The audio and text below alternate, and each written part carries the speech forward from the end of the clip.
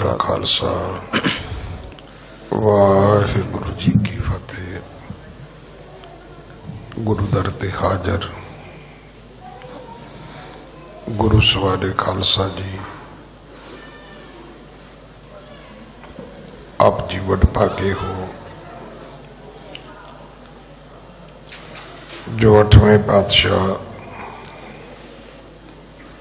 बाला प्रीतम सतगुरु जिस डिठै सब दुख जाए, इन्हां अजमतां वडियाइयां दे मालिक गुरु हरकृष्ण साहब महाराज जी दे पवित्र चरण छोह प्राप्त इतिहासक अस्थान गुरुद्वारा बंगला साहब जी की यात्रा करदे हां। जुगो जुग अटल छतर चवर तखत दे मालिक धन धन श्री गुरु ग्रंथ साहिब पातशाह महाराज जी दे हजूर मनुखा जीवन दियां घड़ियां नूं सफला कर रहे हो। हुण समा है गुरु दरबार दे निजम अनुसार गुरु इतिहास दी चल रही लड़ीवार कथा दा अपनियां मन बिरतियां इकागर करो। रसना दे एक बार सारे उच्चारण करो जी, सतनाम वाहे गुरु जी। ये इतिहास पहले पातशाह जौहर पीर जगत गुरु कल तारण आए श्री गुरु नानक देव महाराज जी का है। प्रसंग है सतगुरां दी इस कथा दे विच श्रोमणी भगत भगत प्रहलाद जी दा। भगत प्रहलाद दा जन्म क्यों होया? भगत प्रहलाद ने भगती किवें कीती? उहदे पिता हरनाकश दैंत दा राक्षस दा परमात्मा ने वध किवें कीता? ये बड़ियां पंक्तियां लोकां नूं चेते ने कि राम जपो जी ऐसे ऐसे, ध्रुव प्रहलाद जपियो हर जैसे। वेखो किन्नी स्पष्टता है कि जिस वेले भगत प्रहलाद होया उस वेले जेड़े अवतार दशरथ दे बेटे श्री रामचंद्र सन उन्हां दा जन्म भी नहीं सी होया।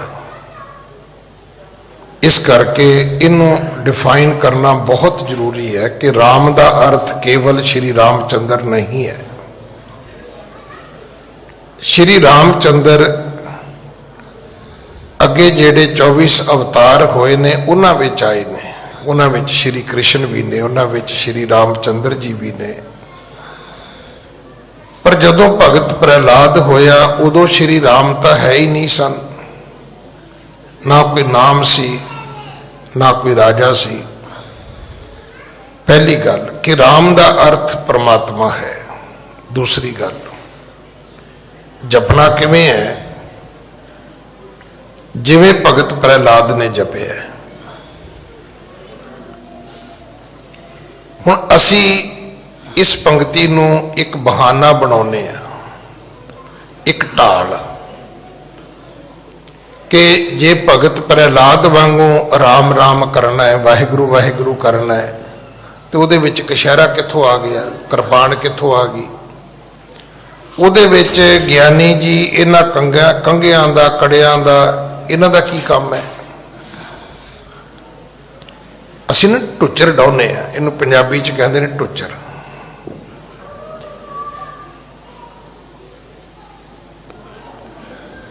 ਐਵੇਂ ਬਿਨਾਂ ਖਾ ਮਖਾ ਇੱਕ ਹੁਜਤ ਖੜੀ ਕਰਦੇ ਆ ਕਿ ਸਾਨੂੰ ਨਾ ਕੇਸ ਰੱਖਣੇ ਪੈਣ, ਨਾ ਸਾਨੂੰ ਅੰਮ੍ਰਿਤ ਛਕਣਾ ਪਵੇ। ਮੈਂ ਬੇਨਤੀ ਕਰਾਂ, ਅੰਮ੍ਰਿਤ ਛਕਣ ਵਾਲਾ ਜਿਹੜਾ ਰਸਤਾ ਹੈ ਇਹ ਬੜਾ ਸੌਖਾ ਹੈ। ਦੇਖੋ ਠੀਕ ਹੈ, ਕਿਸੇ ਵੇਲੇ ਘੱਲੂਘਾਰੇ ਹੋਏ ਔਖਾ ਸੀ, ਜੰਗ ਯੁੱਧ ਹੋਏ ਬੜਾ ਹੀ ਔਖਾ ਸੀ, ਜਦੋਂ ਹਿੰਦੁਸਤਾਨ ਪਾਕਿਸਤਾਨ ਬਣਿਆ ਉਦੋਂ ਵੀ ਔਖਾ ਸੀ, 84 ਦੇ ਦੰਗੇ ਹੋਏ ਬੜਾ ਔਖਾ ਸੀ, ਪਰ 84 ਤੋਂ ਲੈ ਕੇ 21 ਆ ਗਿਆ, 37 ਸਾਲ ਹੋ ਗਏ, ਉਦੋਂ ਬਾਅਦ ਕੀ ਔਖਾ ਹੈ ਜੀ? ਚਲੋ ਇੱਥੋਂ ਵਾਲਿਆਂ ਲਈ ਔਖਾ ਹੋਏਗਾ, ਕੈਨੇਡਾ ਅਮਰੀਕਾ ਵਾਲਿਆਂ ਵਾਸਤੇ ਕੀ ਔਖਾ ਹੈ ਕਿ ਸਵੇਰੇ ਉੱਠ ਕੇ ਗੀਜ਼ਰ ਦੇ ਪਾਣੀ ਨਾਲ ਨਹਾਉਣਾ ਕੋਈ ਔਖਾ ਹੈ? ਅੱਧਾ ਪੌਣਾ ਘੰਟਾ ਬਹਿ ਕੇ ਪਾਠ ਕਰਨਾ ਕੋਈ ਔਖਾ ਹੈ? ਸੋਹਣੇ ਕੱਪੜੇ ਪਾ ਕੇ, ਸੋਹਣਾ ਦਾੜਾ ਸਜਾ ਕੇ, ਸੋਹਣੀ ਸਰਦਾਰੀ ਵਾਲੀ ਪੱਗ ਬੰਨ੍ਹ ਕੇ, ਉਹ ਤੁਸੀਂ ਇੱਕ ਵੇਖਿਆ ਨਾ ਸਰਦਾਰ ਰੋਬਨ ਸਿੰਘ ਇੰਗਲੈਂਡ ਵਾਲਾ, ਉਹ ਆਪਣੀ ਪੱਗ ਦੇ ਨਾਲ ਦੀ ਰੋਜ਼ ਰਾਇਲ ਲੈਂਦਾ ਹੈ। ਹੁਣ ਇੰਨੀ ਸਰਦਾਰੀ ਹੋਵੇ ਤੇ ਫਿਰ ਆਪਾਂ ਮਤਲਬ ਕਹੀਏ ਜੀ ਵੇਖੋ ਜੀ ਗਿਆਨੀ ਜੀ ਤਾਂ ਮੁਸ਼ਕਿਲ ਹੈ। ਮੈਂ ਤਾਂ ਸਮਝ ਨਹੀਂ ਆਉਂਦੀ ਜਿਹੜੇ ਤੇ ਗੁੱਤਾ ਕਰਕੇ ਬੱਚੇ ਤੁਰੇ ਫਿਰਦੇ ਨੇ ਵੀ ਤੁਸੀਂ ਕੌਣ ਹੋ? ਇਹ ਤਾਂ ਉਹੀ ਗੱਲ ਹੋ ਗਈ, ਨਾ ਹਮ ਹਿੰਦੂ ਨਾ ਮੁਸਲਮਾਨ, ਅਸੀਂ ਕੁਝ ਵੀ ਨਹੀਂ ਹੈਗੇ। ਜਿਹੜਾ ਵਿਅਕਤੀ ਆਪਣੇ ਧਰਮ ਦਾ ਨਹੀਂ ਬਣਿਆ, ਇਹ ਚੇਤਾ ਰੱਖਣਾ, ਉਹ ਕਿਸੇ ਦਾ ਨਹੀਂ ਬਣੇਗਾ। ਅੰਗਰੇਜ਼ਾਂ ਨੇ ਸਿੱਖਾਂ ਦੇ ਕੋਲੋਂ ਵਰਲਡ ਵਾਰਾਂ ਲੜਵਾਈਆਂ, ਇੱਕੋ ਗੱਲ ਕਿ ਉਹਨਾਂ ਨੇ ਸਿੱਖਾਂ ਦੇ ਧਰਮ ਦੀ ਓਨੀ ਇੱਜ਼ਤ ਕੀਤੀ ਜਿੰਨੇ ਸਿੱਖ ਚਾਹੁੰਦੇ ਸੀ। ਅੱਜ ਵੀ ਵੇਖੋ ਵੱਖਰੀ ਸਿੱਖ ਰੈਜੀਮੈਂਟ ਬਣਾਤੀ, ਫਿਰ ਉਹਨਾਂ ਕਹਿ ਜੀ ਸਾਨੂੰ ਗ੍ਰੰਥੀ ਚਾਹੀਦਾ ਹੈ, ਉਹਨਾਂ ਨੇ ਸੂਬੇਦਾਰ ਦਾ ਰੈਂਕ ਦੇ ਦਿੱਤਾ, ਉਹਨੂੰ ਅਲੱਗ ਪੋਸਟ ਦੇ ਦਿੱਤੀ, ਫਿਰ ਉਹਨਾਂ ਕਹਿ ਸਾਨੂੰ ਗੁਰਦੁਆਰਾ ਚਾਹੀਦਾ ਹੈ, ਉਹਨਾਂ ਨੇ ਸਿੱਖ ਰੈਜੀਮੈਂਟ ਵਿੱਚ ਗੁਰਦੁਆਰਾ ਸਥਾਪਿਤ ਕਰ ਦਿੱਤਾ। ਉਹਨਾਂ ਕਹਿ ਜੀ ਸੀ ਗੁਰੂ ਗ੍ਰੰਥ ਸਾਹਿਬ ਨਾਲ ਲੈ ਕੇ ਚੱਲਣਾ ਹੈ, ਉਹਨਾਂ ਨੇ ਉਹਦੇ ਲਈ ਪ੍ਰੋਪਰ ਕਾਨਵਾਈ ਸਥਾਪਿਤ ਕਰ ਦਿੱਤੀ। ਉਹਨਾਂ ਨੇ ਕਿਹਾ ਜੀ ਸਾਡੀ ਇਹ ਮਰਿਆਦਾ ਹੈ, ਉਹਨਾਂ ਕਿ ਸਾਨੂੰ ਮਨਜ਼ੂਰ ਹੈ ਵੀ ਸਾਨੂੰ ਤੁਹਾਡੇ ਪਾਠ ਪੂਜਾ ਤੋਂ ਕੀ ਇਤਰਾਜ਼ ਹੈ, ਅਸੀਂ ਤੇ ਤੁਹਾਨੂੰ ਆਪਣੇ ਲਈ ਲੜਾਉਣਾ ਤੇ ਮਰਾਉਣਾ। ਫੌਜ ਦਾ ਕੰਮ ਕੀ ਹੈ? ਉਹ ਪਿੱਛੇ ਜੇ ਸਾਡੇ ਮਿਨਿਸਟਰ ਨੇ ਗੱਲ ਕਹੀ, ਲੋਕ ਉਹਨੂੰ ਪੈ ਗਏ, ਗੱਲ ਤਾਂ ਉਹਦੀ ਠੀਕ ਸੀ ਵੀ ਫੌਜ ਵਿੱਚ ਫੌਜੀ ਕਾਹਦੇ ਲਈ ਭਰਤੀ ਕੀਤਾ ਜਾਂਦਾ ਹੈ? ਦੀਵਾਲੀ ਲੋਹੜੀ ਮੰਗਣ ਵਾਸਤੇ ਥੋੜਾ ਭਰਤੀ ਕੀਤਾ ਜਾਂਦਾ। ਉਹ ਤੇ ਜਦੋਂ ਲੋੜ ਪੈਗੀ ਮੁਲਕ ਨੂੰ ਤੇ ਭਾਈ ਉਹਨੂੰ ਮੁਲਕ ਦੇ ਲਈ ਮਰਨਾ ਤੇ ਪਵੇਗਾ ਹੀ। ਕੱਲਾ ਫੌਜੀ ਪੈਨਸ਼ਨ ਵਾਸਤੇ ਥੋੜਾ ਭਰਤੀ ਕੀਤਾ ਜਾਂਦਾ ਵੀ ਚਲੋ ਜੀ ਉਹਨੂੰ ਪੈਨਸ਼ਨ ਦੇਣੀ ਆਪਾਂ। ਅਗਰ ਮੁਲਕ ਦੀ ਕਦੇ ਅਣਖ ਕੋਈ ਗੈਰਤ ਨੂੰ ਵੰਗਾਰੇਗਾ ਤੇ ਫੌਜੀ ਨੂੰ ਅੱਗੇ ਹੋ ਕੇ ਜੂਝਣਾ ਤਾਂ ਪਵੇਗਾ ਹੀ ਨਾ। ਅਗਰ ਇੰਨਾ ਸਨਮਾਨ ਆਰਮੀ ਨੂੰ ਹਰ ਮੁਲਕ ਦੇ ਵਿੱਚ ਫੌਜੀ ਨੂੰ ਮਿਲਦਾ ਹੈ, ਸਮਾਜ ਵਿੱਚ ਮਿਲਦਾ ਹੈ, ਕਦੇ ਹਿੰਦੁਸਤਾਨ ਦਾ ਤੇ ਨਾਰਾ ਹੀ ਇਹ ਸੀਗਾ ਜੈ ਜਵਾਨ ਜੈ ਕਿਸਾਨ। ਆ ਤੇ ਨਵਾਂ ਕੰਮ ਸ਼ੁਰੂ ਹੋ ਗਿਆ, ਅਦਾਨੀ ਜੈ ਅੰਬਾਨੀ ਜੈ, ਇਹ ਨਵਾਂ ਪਾਠ ਹੈ ਜਿਹੜਾ ਸਾਨੂੰ ਪੜ੍ਹਾਇਆ ਜਾ ਰਿਹਾ ਹੈ। ਗੱਲ ਹੀ ਦੋ ਸੀ ਵੀ ਖਾਣ ਨੂੰ ਰੋਟੀ ਜਿਹੜੀ ਹੈ ਉਹ ਕਿਸਾਨ ਨੇ ਦੇਣੀ ਹੈ ਤੇ ਇੱਜ਼ਤ ਸਾਡੀ ਜਵਾਨ ਨੇ ਰੱਖਣੀ ਹੈ, ਜੈ ਜਵਾਨ ਜੈ ਕਿਸਾਨ। ਸਾਨੂੰ ਇਹ ਗੱਲ ਸਮਝਣ ਦੀ ਲੋੜ ਹੈ ਕਿ ਧਰਮ ਨੂੰ ਕਮਾਉਣ ਵਾਸਤੇ ਅਸੀਂ ਇੱਕ ਬਹਾਨਾ ਲੱਭਦੇ ਹਾਂ ਭਗਤ ਪ੍ਰਹਿਲਾਦ ਦਾ। ਜੇ ਭਗਤ ਪ੍ਰਹਿਲਾਦ ਵਾਂਗੂ ਰੱਬ ਨੂੰ ਸਿਮਰਨਾ ਹੈ ਤਾਂ ਹੁਣ ਸੁਣੋ, ਭਗਤ ਪ੍ਰਹਿਲਾਦ ਨੂੰ ਮਾਰਨ ਵਾਸਤੇ ਉਹਦੇ ਪਿਤਾ ਨੇ ਹੁਕਮ ਕਰ ਦਿੱਤਾ। ਅੱਜ ਤੁਸੀਂ ਦੱਸੋ ਵੀ ਕਿਹੜਾ ਬੱਚਾ ਜਿਹਨੂੰ ਪਿਤਾ ਕਹਿੰਦਾ ਹੋਵੇ ਚੱਲ ਕਾਕਾ ਸਿਰ ਮੂੰਹ ਮਨਾ ਕੇ ਆ। ਜਦੋਂ ਬੱਚਾ ਸਿਰ ਮੂੰਹ ਮਨਾ ਕੇ ਆਉਂਦਾ, ਬਾਪ 4 ਦਿਨ ਰੋਟੀ ਨਹੀਂ ਖਾਂਦਾ ਕਿ ਮੈਂ ਲੋਕਾਂ ਨੂੰ ਵਿਖਾਊਂਗਾ ਕਿ ਵੀ ਮੇਰੇ ਕਾਕੇ ਨੇ ਸਿਰ ਮਨਾ ਦਿੱਤਾ। ਪ੍ਰਹਲਾਦ ਦਾ ਪਿਓ ਇਦਾਂ ਦਾ ਨਹੀਂ ਸੀਗਾ। ਜਿੱਥੇ ਆਪਾਂ ਕੱਲ ਕਥਾ ਛੱਡੀ ਸੀ कि पिता ने हुक्म कर दिता, आख्या इसनू मारो, इस प्रकार समझो मन माही, मारो बेग पुत्र मम नाही। कहने लगा मेरा पोती नहीं, मेरा मुंडा ही नहीं है, मार दो इसनू। की होया फिर? जिन्ने राक्षस सी सारे पै गए। किसी ने तलवार मारी, किसी ने त्रिशूल मारी। धरो धरो मारो कह डांटे, बेग शरीर देहो इस काटे। एक बार शस्त्र सब डारे, खड़ग शकत तरसूलें मारे। जदों उन्होंने इदा तरशूलां मारियां ने, फिर की होया? ये उन्हां दा प्रयास विफल चला गया। ना उन्हां दे तीर, ना उन्हां दियां तलवारां, ना उन्हां दे तरशूल, एक भी शस्त्र भगत प्रहलाद बच्चे नूं नहीं लगया। हुण तुसीं कहो जी ये ते साखी विच है, साखी नहीं है, ये गल गुरु ग्रंथ साहब विच भी है, ये 10वें पातशाह जी की बाणी विच भी है। छतर अनेक चलावत घाव, तौ तन एक ना लागण पावै। दुश्मन जिन्ने मर्जी तीर चलाउण, तुहाडे लई की फर्क पैंदा? जिसदा साहिब डाढ़ा होए तिस नूं मार ना सके कोई। जिहदा साहिब तगड़ा है उहदा किसी ने की नुकसान कर लेना है? हाँ जी। दैत राज निज नैनन देखा, शंकत पा मन माहे बसेखा। विफल प्रयास तिने प्रभ खोआ, रोम ना एक बांको होवा। एक वाल भी उहदा विंगा नहीं होया। आ जिहड़े शरीर दे उत्ते रोम ने ना, एक वाल भी नहीं टुटिया उहदा। सिर ते उहदा की पाटना सी, ते बाहां उहदियां की तोड़नियां सी, किसी ने हत्थ उहदे किसी पैर किसी ने की कट लेने सी। उहदा राखा वाहिगुरु आप सी। एकंकार बेमुख नर जो, ज्यों तैं क्रिया विफल है सो। जिवें रब तो बेमुख बंदे दी क्रिया है, इसे तरह इन्हां दे चलाए हथियार भी जिहड़े ने वो भी निष्फल चले गए। कल मैं इत्थे कथा नूं रोक के बेनतियां कीतियां सी, अगर तुसी पाठ नहीं करते, अगर तुसी किरत नहीं करते, अगर तुसी दसवंध नहीं कढ़ते, अगर तुसी धर्म नहीं कमाते, तुसी जो मर्जी करी जाओ, की फर्क पैंदा है?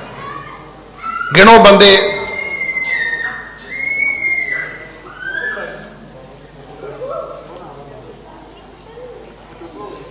दुनिया के अमीर बंदे गिनो जिहड़े मर गए ने। दुनिया के अमीर बंदियां की गिनती करो। इत्थे कारू बादशाह वर्गे भी लोग होए जिन्हें मरिया बंदियां के मूँह चों भी सिक्के कढ़ लै। अज कौन ना लैंदा? कित्थे ने वो?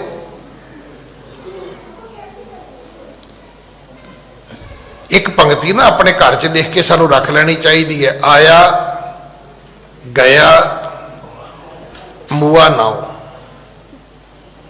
तुसी आए चले गए, थोड़ी देर बाद तुहाडा नाम खत्म हो गया। अज बड़ा ही रेर है, मेरी मैं रोज दसदा बेनती, मेरी 55 साल उम्र है, बड़ा ही रेर है कि कदे मैनू जिंदगी किसी ने पूछा हो भी ज्ञानी जी तुहाडे दादे दा की नाम है। वो कोई बड़ा ही कोई साडे कोई पिंडां दा उधर दा कोई पाकिस्तान दा कोई मिले तो पूछदा काका तू किन्ना दा जवाक है, तेरे बाप प्यो दा नाम की सी, दादे दा नाम की सी? नहीं तो मुक गया। फिर दसी दे मेरे दादे दे चुबारे हुंदे सी जी, उन्हां दी 200 एकड़ जमीन सी जी। मोए पुछदे ने, कौन पुछदा है? ये पाठ तुसी जिन्ने वारी मर्जी मूँह तो करी जाओ। कौन जानदा तुहाडे चुबारियां नूं? कौन तुहाडे एकड़ां नूं जानदा है? पर एक पंक्ति होर लिख लेना थल्ले, नाम रहियो साधु रहियो, रहियो गुर गोबिंद, कहो नानक ए जगत में किन जपियो ਗੁਰਮਤਿ। ਜਿਹੜੇ ਰੱਬ ਦੀ ਭਗਤੀ ਕਰਦੇ ਉਹਨਾਂ ਦੇ ਬਰਸੀਆਂ ਦੇ ਮੇਲੇ ਲੱਗਦੇ ਨੇ, ਤੇ ਜਿਨ੍ਹਾਂ ਨੇ ਸਿਰਫ ਧਨ ਦੌਲਤ ਇਕੱਠੀ ਕੀਤੀ ਹੈ, ਅੱਜ ਉਹਨਾਂ ਦੇ ਘਰ ਵਿੱਚ ਫੋਟੋ ਵੀ ਨਹੀਂ ਹੈ। ਕਿਸੇ ਨੂੰ ਚੇਤਾ ਵੀ ਨਹੀਂ ਕਿ ਉਹਨਾਂ ਦੇ ਦਾਦੇ ਦਾ ਬਰਥਡੇ ਕਦੋਂ ਸੀ ਤੇ ਉਹਨਾਂ ਦੇ ਦਾਦੇ ਦੀ ਡੈਥ ਐਨਵਰਸਰੀ ਕਦੋਂ ਸੀ। ਕੌਣ ਜਾਣਦਾ ਹੈ? ਖਤਮ।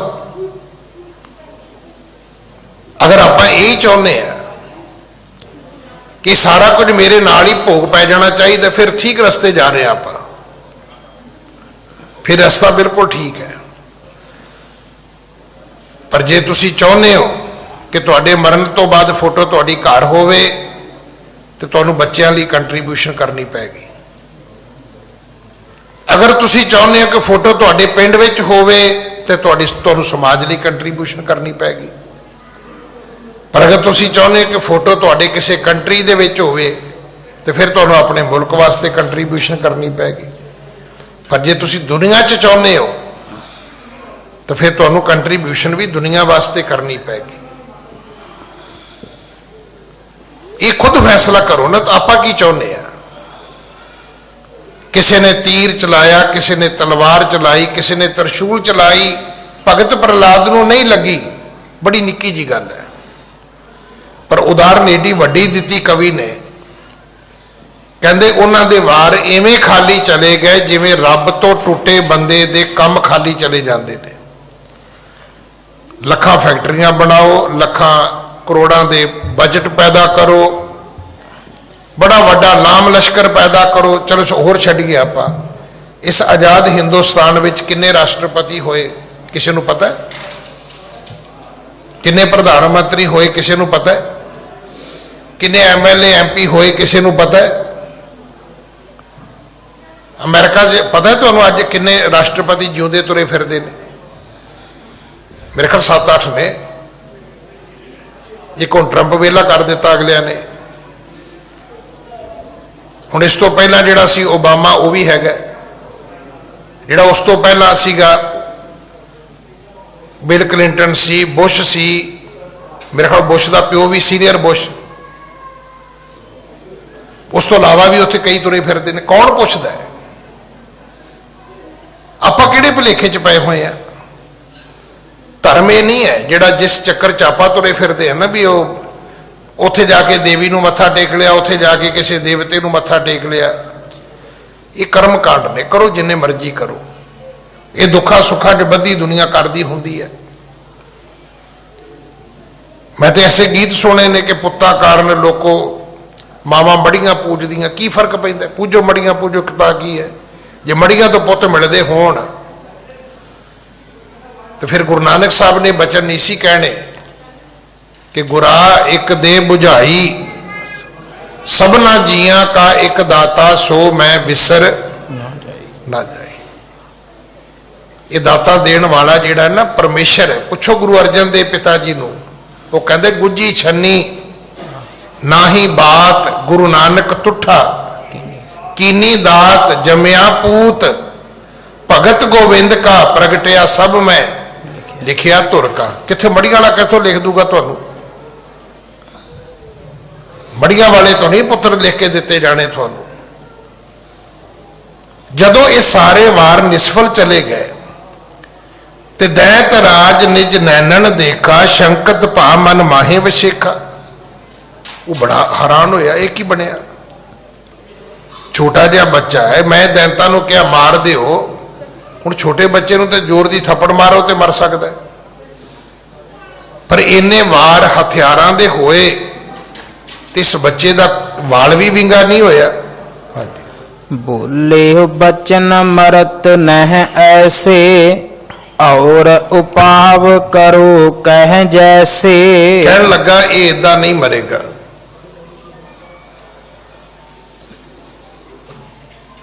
ਇਹਨੇ ਏਦਾਂ ਨਹੀਂ ਮਰਨਾ।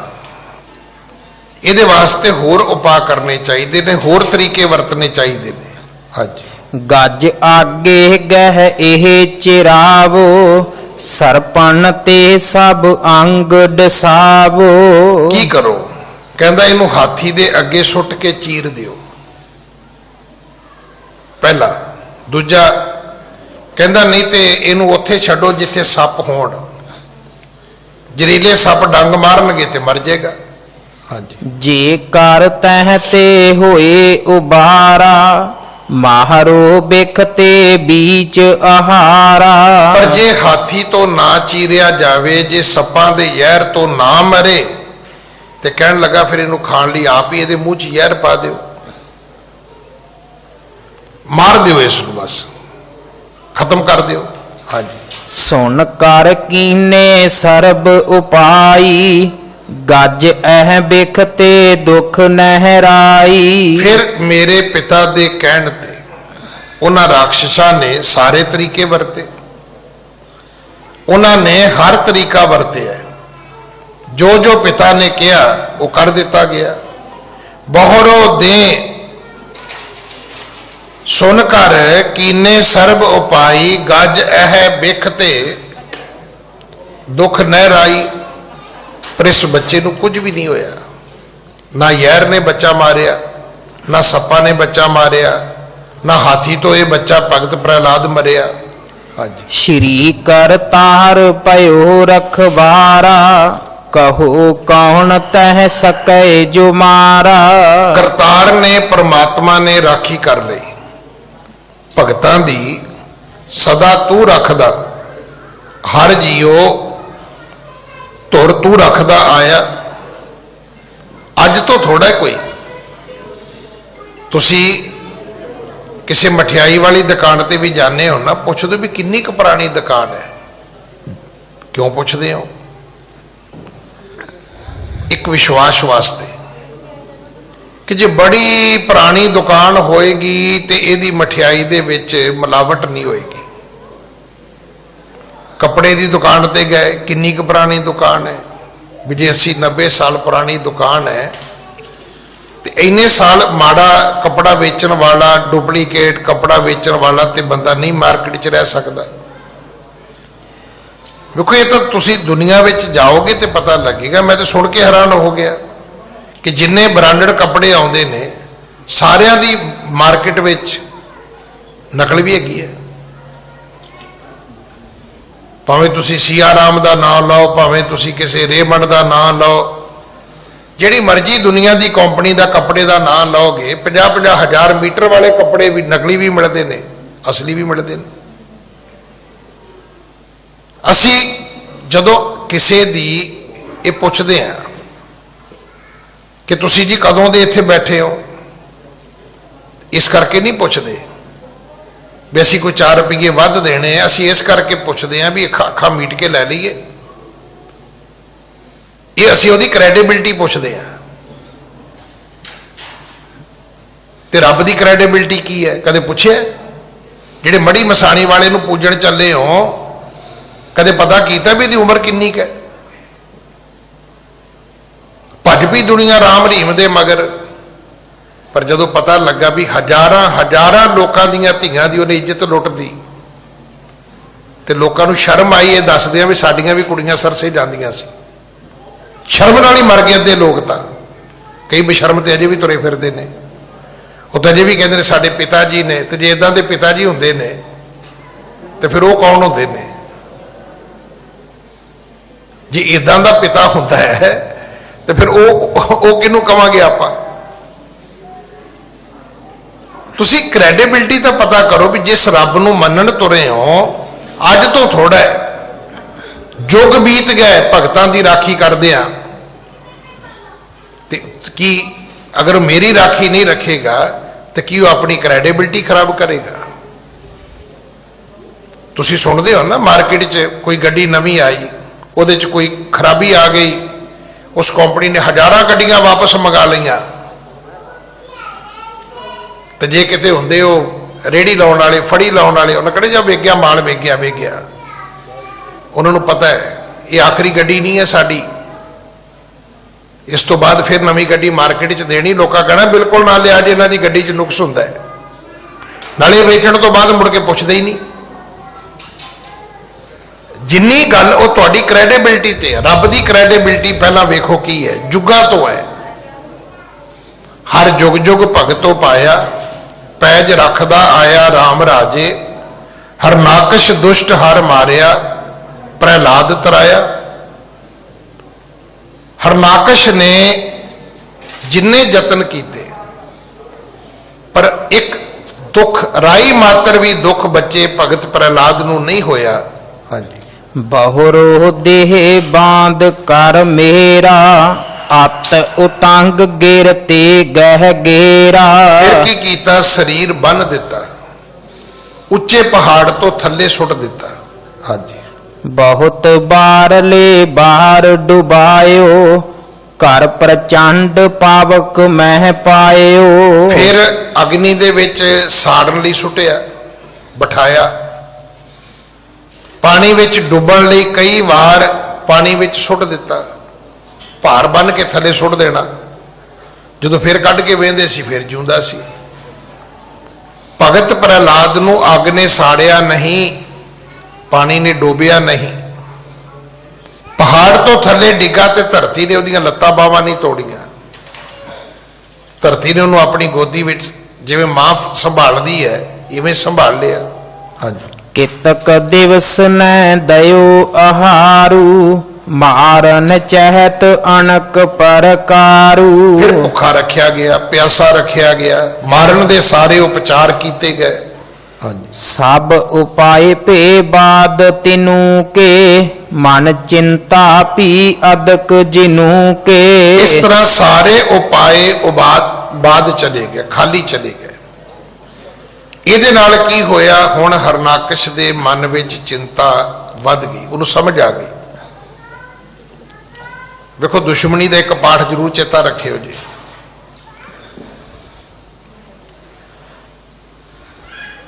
ਦੁਸ਼ਮਣੀ ਦਾ ਇੱਕ ਪਾਠ ਹੈ ਕਿ ਜੇ ਬੰਦਾ ਨਾ ਮਰਿਆ ਤੇ ਤੁਹਾਨੂੰ ਜ਼ਰੂਰ ਮਾਰੇਗਾ। ਮੈਂ ਤੇ ਹਮੇਸ਼ਾ ਬੇਨਤੀ ਕਰਦਾ ਵੀ ਪਹਿਲੀ ਗੱਲ ਤਾਂ ਦੁਸ਼ਮਣੀ ਕਰਨ ਦੀ ਲੋੜ ਕੀ ਹੈ। ਫਿਰ ਜੇ ਦੁਸ਼ਮਣੀ ਕਰ ਲਈ ਤੇ ਫਿਰ ਦੁਸ਼ਮਣ ਨੂੰ ਕਮਜ਼ੋਰ ਮੰਨਣ ਦੀ ਇਹ ਮੂਰਖਤਾ ਕਿਉਂ ਕਰਨੀ ਹੈ ਤੁਸੀਂ?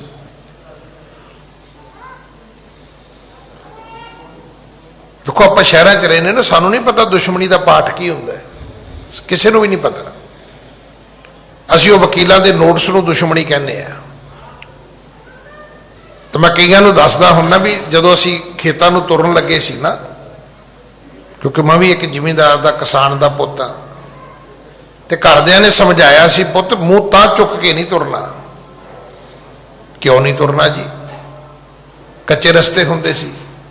ਕਹਿੰਦੇ ਪੁੱਤ ਮੂੰਹ ਥੱਲੇ ਹੋਏਗਾ ਤੇ ਤੁਹਾਨੂੰ ਪਤਾ ਲੱਗ ਜਾਏਗਾ, ਅਗਰ ਕਿਤੇ ਰਸਤੇ ਵਿੱਚ ਸੱਪ ਹੋਏਗਾ ਤਾਂ ਉਹਨੇ ਰਸਤੇ ਨੂੰ ਪਾਰ ਕੀਤਾ ਹੋਏਗਾ ਤੇ ਉਹਦੀ ਲੀਕ ਤੁਹਾਨੂੰ ਦਿਸ ਜਾਏਗੀ, ਅੱਗੇ ਤੋਂ ਤੁਸੀਂ ਅਲਰਟ ਹੋ ਜਾਓਗੇ। ਬਿਲਕੁਲ ਠੀਕ ਹੈ। ਜਿਹੜਾ ਪਹਿਲਾ ਵਾਹ ਪੈਂਦਾ ਹੈ ਜ਼ਿਮੀਂਦਾਰ ਦਾ, ਸੱਪ ਨਾਲ ਹੀ ਪੈਂਦਾ ਹੈ।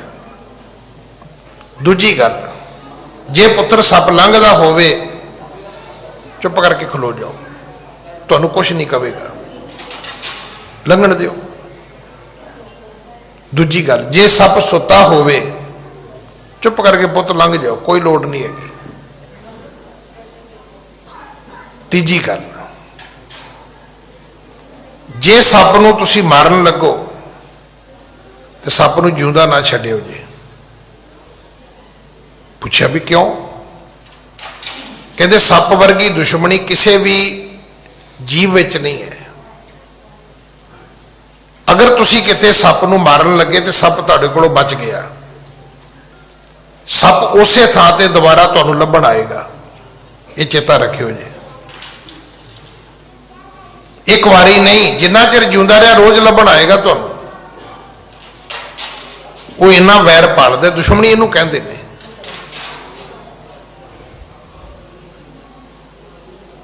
ਮਤਲਬ ਤਗੜੇ ਨੇ ਮਾੜੇ ਨੂੰ ਕੁੱਟਦਾ ਤੇ ਕਿਹਾ ਵੀ ਇਹ ਦੁਸ਼ਮਣੀ ਨਹੀਂ ਹੈ, ਇਹ ਜ਼ੁਲਮ ਹੈ। ਜੇ ਕਿਸੇ ਨੂੰ ਤੁਸੀਂ ਕਮਜ਼ੋਰ ਨੂੰ ਮਾਰਦੇ ਹੋ ਨਾ, ਇਹ ਪਾਪ ਹੈ। ਤਾਂ ਹੀ ਤੇ ਮਹਾਰਾਜ ਬਾਣੀ ਜੀ ਕਹਿੰਦੇ ਨੇ, ਜੇ ਸਕਤਾ ਸਕਤੇ ਕੋ ਮਾਰੇ ਤਾਂ ਮਨ ਰੋਸ ਨਾ ਹੋਈ। ਫਿਰ ਤੇ ਇਹਨੂੰ ਤੇ ਉਹੀ ਕਹਿੰਦੇ ਨਾ ਵੀ ਇਹ ਤੇ ਹੁਣ ਸਾਨਾਂ ਦੇ ਭੇਡ ਹੋਏ ਨੇ, ਹੁਣ ਕੁੰਡੀਆਂ ਦੇ ਸਿੰਘ ਫਸੇ ਨੇ, ਹੁਣ ਆਪਸ ਵਿੱਚ ਇੱਕੋ ਜਿਹੇ ਟੱਕਰੇ ਨੇ, ਹੁਣ ਕੋਈ ਵਡੇਵੇਂ ਖਾਣੀ ਨਿਤਰੇਗੀ। ਬੜੀਆਂ ਉਹਦੀਆਂ ਗੱਲਾਂ ਬਣੀਆਂ ਹੋਈਆਂ ਨੇ, ਪਰ ਕਮਜ਼ੋਰ ਨੂੰ ਡਾਢਾ ਮਾਰੇ ਤੇ ਉਹਨੂੰ ਕੋਈ ਕੋਈ ਕੋਈ ਚੰਗਾ ਨਹੀਂ ਕਹਿੰਦਾ, ਕਹਿੰਦੇ ਇਹ ਤੇ ਪਾਪ ਹੈ। ਆਪਣੇ ਤੋਂ ਛੋਟੇ ਨੂੰ ਮਾਰੋਗੇ, ਇਸਤਰੀ ਨੂੰ ਮਾਰੋਗੇ, ਕਮਜ਼ੋਰ ਨੂੰ ਮਾਰੋਗੇ, ਹਰ ਬੰਦਾ ਤੁਹਾਨੂੰ ਮਾੜਾ ਕਹੇਗਾ। ਪਰ ਜਦੋਂ ਦੋ ਤਕੜੀਆਂ ਪਾਰਟੀਆਂ ਆਮਣੇ ਸਾਹਮਣੇ ਹੋਣ ਤੇ ਲੋਕ ਕੋਠਿਆਂ ਤੇ ਚੜ੍ਹ ਕੇ ਵੇਂਦੇ ਨੇ, ਕਹਿੰਦੇ ਵੀ ਅੱਜ ਵੇਂਦੇ ਆ, ਅੱਜ ਚੱਲਣਗੀਆਂ ਗੋਲੀਆਂ, ਅੱਜ ਹੋਏਗਾ ਖੜਕਾ ਦੜਕਾ। ਇਹਨੂੰ ਦੁਸ਼ਮਣੀ ਕਹਿੰਦੇ ਨੇ। ਹਰਨਾਕਸ਼ ਜਿਹੜਾ ਸੀ ਉਹਨੂੰ ਸਮਝ ਆ ਗਈ ਕਿ ਮੈਂ ਬੱਚੇ ਨਾਲ ਦੁਸ਼ਮਣੀ ਕਰ ਲਈ, ਮੇਰਾ ਪੁੱਤਰ ਸੀ। ਹੁਣ ਉਹ ਵੇਖੋ ਪਾਠ ਕੀ ਹੈ, ਸਭ ਉਪਾਏ ਪੇ ਬਾਦ ਤਿਨੂ ਕੇ, ਉਹਦੇ ਸਾਰੇ ਕੀਤੇ ਉਪਾਅ ਜਿਹੜੇ ਸੀ ਉਹ ਨਿਸਫਲ ਚਲੇ ਗਏ। ਫਿਰ ਕੀ ਹੋਇਆ, ਮਨ ਚਿੰਤਾ ਪਈ ਅਦਕ ਜਿਨੂ ਕੇ, ਹੁਣ ਉਹਨੂੰ ਚਿੰਤਾ ਹੋ ਗਈ ਕਿ ਜੇ ਇਹ ਮੇਰੇ ਤੋਂ ਨਹੀਂ ਮਰੇਗਾ ਤੇ ਮੈਨੂੰ ਜ਼ਰੂਰ ਮਾਰੇਗਾ। ਇਹ ਜ਼ਰੂਰ ਚੇਤਾ ਰੱਖਣਾ, ਜਦੋਂ ਤੁਸੀਂ ਕਿਸੇ ਨਾਲ ਅਨਿਆਂ ਕਰਦੇ ਹੋ ਨਾ, ਸਿਆਣੇ ਕਹਿੰਦੇ ਜਿਹੜੀ ਧਰਤੀ ਹੈ ਨਾ ਇਹ ਘੁੰਮਦੀ ਹੈ।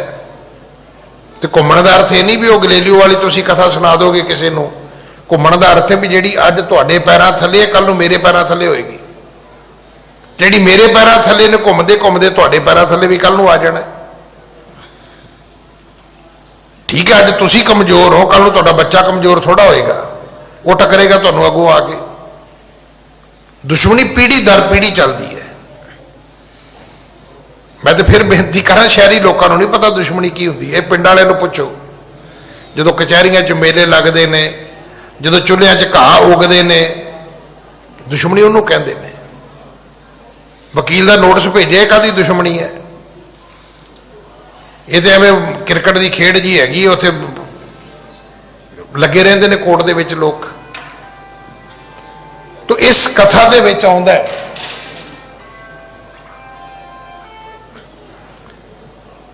ਕਿ ਹੁਣ ਹਰਨਾਕਸ਼ ਨੂੰ ਚਿੰਤਾ ਹੋ ਗਈ ਕਿ ਅਗਰ ਇਹ ਬੱਚਾ ਨਹੀਂ ਮਰੇਗਾ ਤੇ ਮੈਨੂੰ ਜ਼ਰੂਰ ਮਾਰੇਗਾ। ਹਾਂਜੀ, ਹਿਰਨਕਸ਼ਪ ਅਵਲੋਕ ਕੈ ਚਿੰਤਾ ਜਗੀ ਵਿਸਾਲ। ਹਰਨਾਕਸ਼ ਦੇ ਮਨ ਵਿੱਚ ਚਿੰਤਾ ਪੈਦਾ ਹੋ ਗਈ।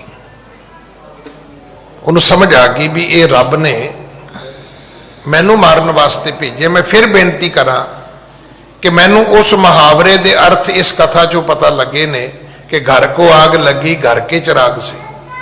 ਇਹਦੇ ਅਰਥ ਕੀ ਨੇ? ਮੈਂ ਅਰਥ ਇਹ ਨਹੀਂ ਕਰਦਾ ਹੁੰਦਾ ਸੀ ਵੀ ਤੁਹਾਡੇ ਘਰ ਨੂੰ ਅੱਗ ਗੁਆਂਢੀਆਂ ਦੇ ਦੀਵੇ ਤੋਂ ਨਹੀਂ ਲੱਗ ਸਕਦੀ, ਚਿਰਾਗ ਕਹਿੰਦੇ ਨੇ ਦੀਵਾ। ਗੱਲ ਤੇ ਠੀਕ ਹੈ ਕਿ ਅਗਰ ਮੇਰੇ ਘਰ ਵਿੱਚ ਅੱਗ ਲੱਗੇਗੀ ਤੇ ਜਿਹੜਾ ਮੇਰੇ ਘਰ ਵਿੱਚ ਦੀਵਾ ਜਗਿਆ ਸੀ ਘਰ ਦੀ ਰੋਸ਼ਨੀ ਵਾਸਤੇ, ਅਗਰ ਉਹ ਹੀ ਡਿੱਗੇਗਾ ਕੱਪੜਿਆਂ ਤੇ ਤਾਂ ਅੱਗ ਲੱਗੇਗੀ। ਅਗਰ ਮੇਰੇ ਘਰ ਵਿੱਚ ਸ਼ਾਰਟ ਸਰਕਟ ਹੋਏਗਾ ਤੇ ਮੇਰੇ ਘਰ ਦੀਆਂ ਤਾਰਾਂ ਤੋਂ ਹੋਏਗਾ ਨਾ, ਗੁਆਂਢੀਆਂ ਦੇ ਘਰ ਦੀਆਂ ਬਿਜਲੀ ਦੀਆਂ ਤਾਰਾਂ ਤੋਂ ਮੇਰੇ ਘਰ ਵਿੱਚ ਸ਼ਾਰਟ ਸਰਕਟ ਕਿਵੇਂ ਹੋ ਸਕਦਾ ਹੈ? ਪਰ ਨਹੀਂ, ਹੁਣ ਇਹਦੇ ਸਮਝ ਆਈ ਵੀ ਇਹਦੇ ਅਰਥ ਇਹ ਛੋਟੇ ਨੇ। ਵੱਡੇ ਅਰਥ ਇਹ ਨੇ ਕਿ ਜਦੋਂ ਰੱਬ ਤੁਹਾਨੂੰ ਸਜ਼ਾ ਦਿੰਦਾ ਹੈ ਤੇ ਰੱਬ ਨੂੰ ਲੋੜ ਨਹੀਂ ਹੈ ਕਿ ਉਹ ਤੁਹਾਡੇ ਵਾਸਤੇ ਕੋਈ ਹੋਰ ਦੁਸ਼ਮਣ ਪੈਦਾ ਕਰੇ। ਉਹ ਤੁਹਾਡੇ ਘਰ ਵਿੱਚ ਚਿਰਾਗ ਪੈਦਾ ਕਰੇਗਾ। ਜਿਹੜੀਆਂ ਰੱਬ ਸਾਨੂੰ ਸਜ਼ਾਵਾਂ ਦਿੰਦਾ ਹੈ, ਲੋਕਾਂ ਤੋਂ ਥੋੜਾ ਦਿੰਦਾ ਹੈ। ਜਦੋਂ ਸ਼ੂਗਰ ਹੋ ਗਈ, ਜਦੋਂ ਬਲੱਡ ਪ੍ਰੈਸ਼ਰ ਹੋ ਗਿਆ, ਜਦੋਂ ਕੈਂਸਰ ਹੋ ਗਈ, ਜਦੋਂ ਕਰੋਨਾ ਹੋ ਗਿਆ, ਇਹ ਕੀ ਹੈ? ਇਹ ਖਸਮ ਵਸਾਰ ਕੀਏ ਰਸ ਭੋਗ, ਤਾਂ ਤਨ ਉੱਠ ਖਲੋਏ ਰੋਗ। ਔਰ ਜਿਹੜਾ ਦੁੱਖ ਤੁਹਾਨੂੰ ਸਰੀਰ ਦੇਵੇਗਾ, ਉਹ ਦੁੱਖ ਤੁਹਾਨੂੰ ਤੁਹਾਡਾ ਦੁਸ਼ਮਣ ਨਹੀਂ ਦੇ ਸਕਦਾ। ਕੀ ਦੁਸ਼ਮਣ ਤੁਹਾਨੂੰ 24 ਘੰਟੇ ਜਗਾ ਸਕਦਾ ਹੈ? ਨਾ। ਪਰ ਤੁਹਾਡੀ ਬਿਮਾਰੀ ਤੁਹਾਨੂੰ ਜਗਾ ਸਕਦੀ ਹੈ ਕਿ 24 ਘੰਟੇ ਤੁਹਾਨੂੰ ਨਾ ਸੌਣ ਦੇਵੇ। ਕਿ ਤੁਹਾਡਾ ਦੁਸ਼ਮਣ ਤੁਹਾਨੂੰ ਵੈਂਟੀਲੇਟਰ ਤੇ ਪਾ ਸਕਦਾ ਹੈ? ਨਹੀਂ, ਤੁਹਾਡੀ ਬਿਮਾਰੀ ਖੁਦ ਤੁਹਾਨੂੰ ਵੈਂਟੀਲੇਟਰ ਤੇ ਪਾ ਸਕਦੀ ਹੈ। ਇਸੇ ਕਰਕੇ ਸਤਿਗੁਰੂ ਕਹਿੰਦੇ ਨੇ ਆਪਣੇ ਕਰਮਾਂ ਦਾ ਧਿਆਨ ਕਰ, ਤੂੰ ਗੁਆਂਢੀਆਂ ਦਾ ਧਿਆਨ ਕਰੀ ਜਾਂਦਾ। ਉਹਦਾ ਮੁੰਡਾ ਇਹ ਕਰਦਾ ਹੈ ਜੀ, ਉਹਨਾਂ ਦੀ ਬੱਚੀ ਇਹ ਕਰਦੀ ਹੈ ਜੀ, ਉਹਨਾਂ ਦੇ ਆਪ ਨਿਆਣੇ ਆ ਕਰਦੇ ਨੇ ਜੀ, ਉਹਨਾਂ ਦਾ ਕਾਰੋਬਾਰ ਇਦਾਂ ਦਾ ਜੀ, ਉਹ ਤੂੰ ਆਪਣਾ ਫਿਕਰ ਕਰ ਪਾ। ਸਾਧੂ ਪਹਿਲਾਂ ਧਾਰਨਾ ਪੜ੍ਹਦੇ ਹੁੰਦੇ ਸੀ, ਉਹ ਕਹਿੰਦੇ ਸੀ ਤੂੰ ਗਠੜੀ ਆਪਣੀ ਸੰਭਾਲ, ਤੈਨੂੰ ਹੋਰ ਨਾਲ ਕੀ, ਤੈਨੂੰ ਚੋਰ ਨਾਲ ਕੀ। ਆਪਾਂ ਤੇ ਬਾਹਰ ਦੀ ਇਨਫੋਰਮੇਸ਼ਨ ਇਕੱਠੀ ਕਰਨ ਤੇ ਲੱਗੇ ਰਹਿੰਦੇ ਆ। ਅਗਰ ਅਸੀਂ ਆਪਣੀ ਇਨਫੋਰਮੇਸ਼ਨ ਇਕੱਠੀ ਕਰ ਲਈਏ ਤੇ ਇੰਨਾ ਹੀ ਬਹੁਤ ਹੈ। ਕਿ ਅਸੀਂ ਆਪ ਕਿੱਥੇ ਪਹੁੰਚੇ। ਹਰਨਾਕਸ਼ ਨੂੰ ਪਤਾ ਲੱਗ ਗਿਆ ਕਿ ਇਹ ਬਾਲਕ ਮੇਰਾ ਵੱਧ ਕਰੇਗਾ। ਉਹ ਬੱਚਾ ਨਹੀਂ ਸੀਗਾ, ਉਹਨੇ ਲੱਖਾਂ ਸਾਲ ਭਗਤੀ ਕੀਤੀ ਸੀ। ਉਹ ਬੱਚਾ ਨਹੀਂ ਸੀ, ਉਹਦੀ ਵਿਸ਼ਨੂੰ ਨਾਲ ਦੁਸ਼ਮਣੀ ਸੀ। ਉਹਨੂੰ ਸਮਝ ਆ ਗਈ ਕਿ ਦੁਸ਼ਮਣੀ ਦਾ ਇਹ ਬਾਲਕ ਜਿਹੜਾ ਹੈ ਇਹ ਹਥਿਆਰ ਬਣੇਗਾ, ਇਹ ਮੇਰੀ ਮੌਤ ਦਾ ਕਾਰਨ ਬਣੇਗਾ। ਹਾਂਜੀ। ਸਭ ਉਦਮ ਨਿਸਫਲ ਗਏ, ਮਾਰੇ ਹੋ ਮਰਤ ਨਾ ਬਾਲ। ਮੈਂ ਆਪਣੇ ਯਤਨ ਸਾਰੇ ਕਰਕੇ ਵੇਖ ਲੈਨੇ, ਇਹ ਬਾਲਕ ਮੇਰੇ ਤੋਂ ਮਰਿਆ ਨਹੀਂ। ਪਹਾੜ ਤੋਂ ਸੁੱਟ ਕੇ ਵੇਖ ਲਿਆ, ਅੱਗ ਵਿੱਚ ਬਿਠਾ ਕੇ ਵੇਖ ਲਿਆ, ਪਾਣੀ 'ਚ ਡੋਬ ਕੇ ਵੇਖ ਲਿਆ, ਹਾਥੀ ਤੋਂ ਪੜਵਾ ਕੇ ਵੇਖ ਲਿਆ, ਜ਼ਹਿਰ ਦੇ ਕੇ ਵੇਖ ਲਿਆ, ਸੱਪਾਂ ਤੋਂ ਡੰਗ ਮਰਵਾ ਕੇ ਵੇਖ ਲੈ, ਬਿਨਾਂ ਰੋਟੀ ਪਾਣੀ ਤੋਂ ਭੁੱਖਾ ਬਾਲਕ ਰੱਖ ਕੇ ਵੇਖ ਲਿਆ। ਹਾਂਜੀ। ਮੈਂ ਭਿਆਨਕ ਘਟ ਬਚਨ ਉਚਾਰੇ, ਸੁਣ ਕਰ ਇਹ ਉਰ ਹਰਖ ਅਪਾਰੇ। ਮੈਂ ਭਿਆਨਕ ਘਟ ਬਚਨ ਉਚਾਰੇ, ਕੀ ਹੋਇਆ ਫਿਰ? ਕੌੜੇ ਬਚਨ। ਸੁਣ ਕਰ ਇਹ ਔਰ ਹਰਖ ਅਪਾਰੇ, ਜਿਹਦੇ ਨਾਲ ਇਹ ਹਰਖ, ਇਹ ਖੁਸ਼ੀ ਹੋਈ। ਹਾਂਜੀ। ਅਮਿਤ ਪ੍ਰਭਾਵ ਤੇਜ ਨਹਿ ਥੋਰਾ, ਨਿਸਚੇ ਅਹੈ ਸ਼ਤੁਰ ਇਹ ਮੋਰਾ। ਕਹਿਣ ਲੱਗਾ, ਹੱਸ ਪਿਆ ਅੱਗੋਂ, ਕਹਿਣ ਲੱਗਾ ਮੈਨੂੰ ਸਮਝ ਆ ਗਈ, ਜੰਮਿਆ ਮੇਰੇ ਘਰ ਹੈ ਪਰ ਹੈ ਮੇਰਾ ਸ਼ਤਰੂ ਹੈ, ਇਹ ਮੇਰਾ ਦੁਸ਼ਮਣ ਹੈ, ਇਹ ਮੇਰਾ ਵੱਧ ਕਰੇਗਾ। ਹਾਂਜੀ। ਇਹ ਸੰਗ ਬਦਿਓ ਵਿਸਾਲ ਬਿਰੋਧਾ, ਮਰਨੋ ਹੋਏ ਹੋਤ ਉਰ ਬੋਧਾ। ਇਹਦੇ ਨਾਲ ਜਿਹੜਾ ਮੇਰਾ ਵੈਰ ਵੱਧ ਗਿਆ, ਇਉਂ ਲੱਗਦਾ ਵੀ ਹੁਣ ਮੇਰੀ ਮੌਤ ਨਿਸ਼ਚਿਤ ਹੈ। ਹਾਂਜੀ। ਇਸ ਪ੍ਰਕਾਰ ਚਿੰਤਾ ਮਹਿ ਦੀਨਾ, ਸ਼੍ਰੀ ਹੱਥ ਹੋਇਓ ਬਦਨ ਮਲੀਨਾ। ਬਦਨ ਜਿਹੜਾ ਸੀ ਮਲੀਨ ਹੋ ਗਿਆ। ਕਹਿੰਦੇ ਹਰਨਾਕਸ਼ ਦਾ ਰੰਗ ਗਰਮ ਸੋਨੇ ਵਰਗਾ ਸੀ। ਤੁਸੀਂ ਲੋਹਾ ਵੇਖਿਆ ਤੇ ਗਰਮ ਲੋਹਾ ਵੀ ਵੇਖਿਆ ਹੋਣਾ। ਗਰਮ ਲੋਹੇ ਦਾ ਰੰਗ ਲੋਹੇ ਵਰਗਾ ਨਹੀਂ ਹੁੰਦਾ, ਲਾਲ ਸੁਰਖ ਹੁੰਦਾ ਹੈ। ਲੋਹੇ ਦਾ ਰੰਗ ਕਾਲਾ ਹੁੰਦਾ ਹੈ, ਬਰਾਊਨ ਜਿਹਾ ਹੁੰਦਾ ਹੈ। ਇਸੇ ਤਰ੍ਹਾਂ ਸੋਨੇ ਦਾ ਰੰਗ ਜਿਹੜਾ ਹੈ, ਜਦੋਂ ਤੁਸੀਂ ਗਹਿਣੇ ਬਣਾ ਕੇ ਉਹਦੇ ਪਾਉਨੇ, ਉਹਦਾ ਰੰਗ ਹੋਰ ਹੈ। ਜਦੋਂ ਉਹਨੂੰ ਭੱਠੀ ਵਿੱਚ ਤੁਸੀਂ ਤਾਉਨੇ ਹੋ, ਉਦੋਂ ਰੰਗ ਉਹਦਾ ਹੋਰ ਹੈ। ਉਸ ਗਰਮ ਸੋਨੇ ਦੇ ਰੰਗ ਵਰਗਾ ਹਰਨਾਕਸ਼ ਦਾ ਰੰਗ ਸੀ। ਪਰ ਕੀ ਹੋਇਆ? ਕਹਿੰਦੇ ਰੰਗ ਪੀਲਾ ਹੋ ਗਿਆ। ਇਸ ਪ੍ਰਕਾਰ ਚਿੰਤਾ ਮੈਂ ਦੀਨਾ, ਸ਼੍ਰੀ ਹੱਥ ਹੋਇਓ ਬਦਨ ਮਲੀਨਾ। ਉਹ ਜਿਹੜੀ ਰੌਣਕ ਸੀ, ਜਿਹੜਾ ਜਲਾਓ ਸੀ, ਜਿਹੜਾ ਖੜਾਓ ਸੀ ਚਿਹਰੇ ਦਾ, ਖਤਮ ਹੋ ਗਿਆ। ਮਨ ਵਿੱਚ ਮੌਤ ਦਾ ਭੈ ਆ ਗਿਆ, ਮੌਤ ਦਾ ਖੌਫ ਆ ਗਿਆ। ਸਮਝ ਆ ਗਈ ਉਸ ਨੂੰ ਕਿ ਮੇਰੀ ਮੌਤ ਨਿਸ਼ਚਿਤ ਹੈ। ਦੇਖੋ ਸਾਡੇ ਨਾ ਦੋ ਮਨ ਨੇ, ਇੱਕ ਉਹ ਹੈ ਜਿਹੜਾ ਬਾਹਰ ਮੁਖੀ, ਇੱਕ ਅੰਤਰਮੁਖੀ ਵੀ ਹੈ। ਜਦੋਂ ਕਦੇ ਕਦੇ ਅਸੀਂ ਕਹਿੰਦੇ ਨਾ ਵੀ ਮੈਨੂੰ ਅੰਦਰੋਂ ਇਦਾਂ ਲੱਗਦਾ, ਉਹ ਜਿਹੜਾ ਅੰਦਰ ਵਾਲੀ ਗੱਲ ਹੈ ਨਾ, ਇਹਨੂੰ ਸਮਝ ਆ ਚੁੱਕੀ ਸੀ। ਅੰਦਰ ਇਹਦੇ ਖੌਫ ਡਰ ਜਿਹੜਾ ਸੀ ਉਹ ਪੈਦਾ ਹੋ ਗਿਆ ਸੀ। ਹਾਂਜੀ। ਸੰਡਾ ਮਰਕਾ ਲਖ ਗਤ ਤਾਸੂ, ਲੇ ਕਰ ਗਏ ਇਕੰਤ ਅਵਾਸੂ। ਹੁਣ ਸੰਡੇ ਤੇ ਮਰਕੇ ਨੇ ਹਰਨਾਕਸ਼ ਨੂੰ ਕਿਹਾ, ਜੀ ਤੁਸੀਂ ਸਾਡੀ ਵੱਖਰੇ ਹੋ ਕੇ ਗੱਲ ਸੁਣੋਗੇ? ਕਹਿਣ ਲੱਗਾ ਸੁਣਾਗਾ। ਕਹਿੰਦਾ ਜੀ ਫਿਰ ਇੱਕ ਪਾਸੇ ਹੋ ਕੇ ਸੁਣੋ। ਹਾਂਜੀ। ਸਮਝਾਵਾ ਕਹੇ ਮਧੁਰੀ ਬਾਣੀ, ਸੁਣ ਸ਼ਤੇਸ ਕਸ ਚਿੰਤਾ ਠਾਨੀ। ਕਹਿਣ ਲੱਗਾ ਰਾਜਾ, ਸੰਡੇ ਮਰਕੇ ਨੇ ਕਿਹਾ ਵੀ ਰਾਜਾ ਕਿਉਂ ਚਿੰਤਾ ਕਰਦਾ? ਕੱਲਾ ਮਾਰਨਾ ਹੀ ਉਪਾਅ ਨਹੀਂ ਹੈ, ਉਪਾਅ ਹੋਰ ਵੀ ਹੈਗੇ ਨੇ। ਸਾਡੇ ਕੋਲੇ ਹੈ ਇੱਕ ਉਪਾਅ। ਹਾਂਜੀ। ਤਬ ਬਲੋਕ ਕੈ ਪ੍ਰਿਕੁਟੀ ਬਾਕੀ, ਤ੍ਰੈ ਲੋਕਨ ਸੁਧ ਰਹਿ ਨਾ ਕਾਂਕੀ। ਕਹਿੰਦੇ ਫਿਰ ਇਸ ਨੇ ਆਪਣੇ ਅੱਖਾਂ ਦੀ, ਜਿਹੜੇ ਅੱਖਾਂ ਦੇ ਪ੍ਰਵੱਟੇ ਸੀ, ਜਦੋਂ ਉਹਨਾਂ ਨੂੰ ਉੱਪਰ ਚੁੱਕਿਆ,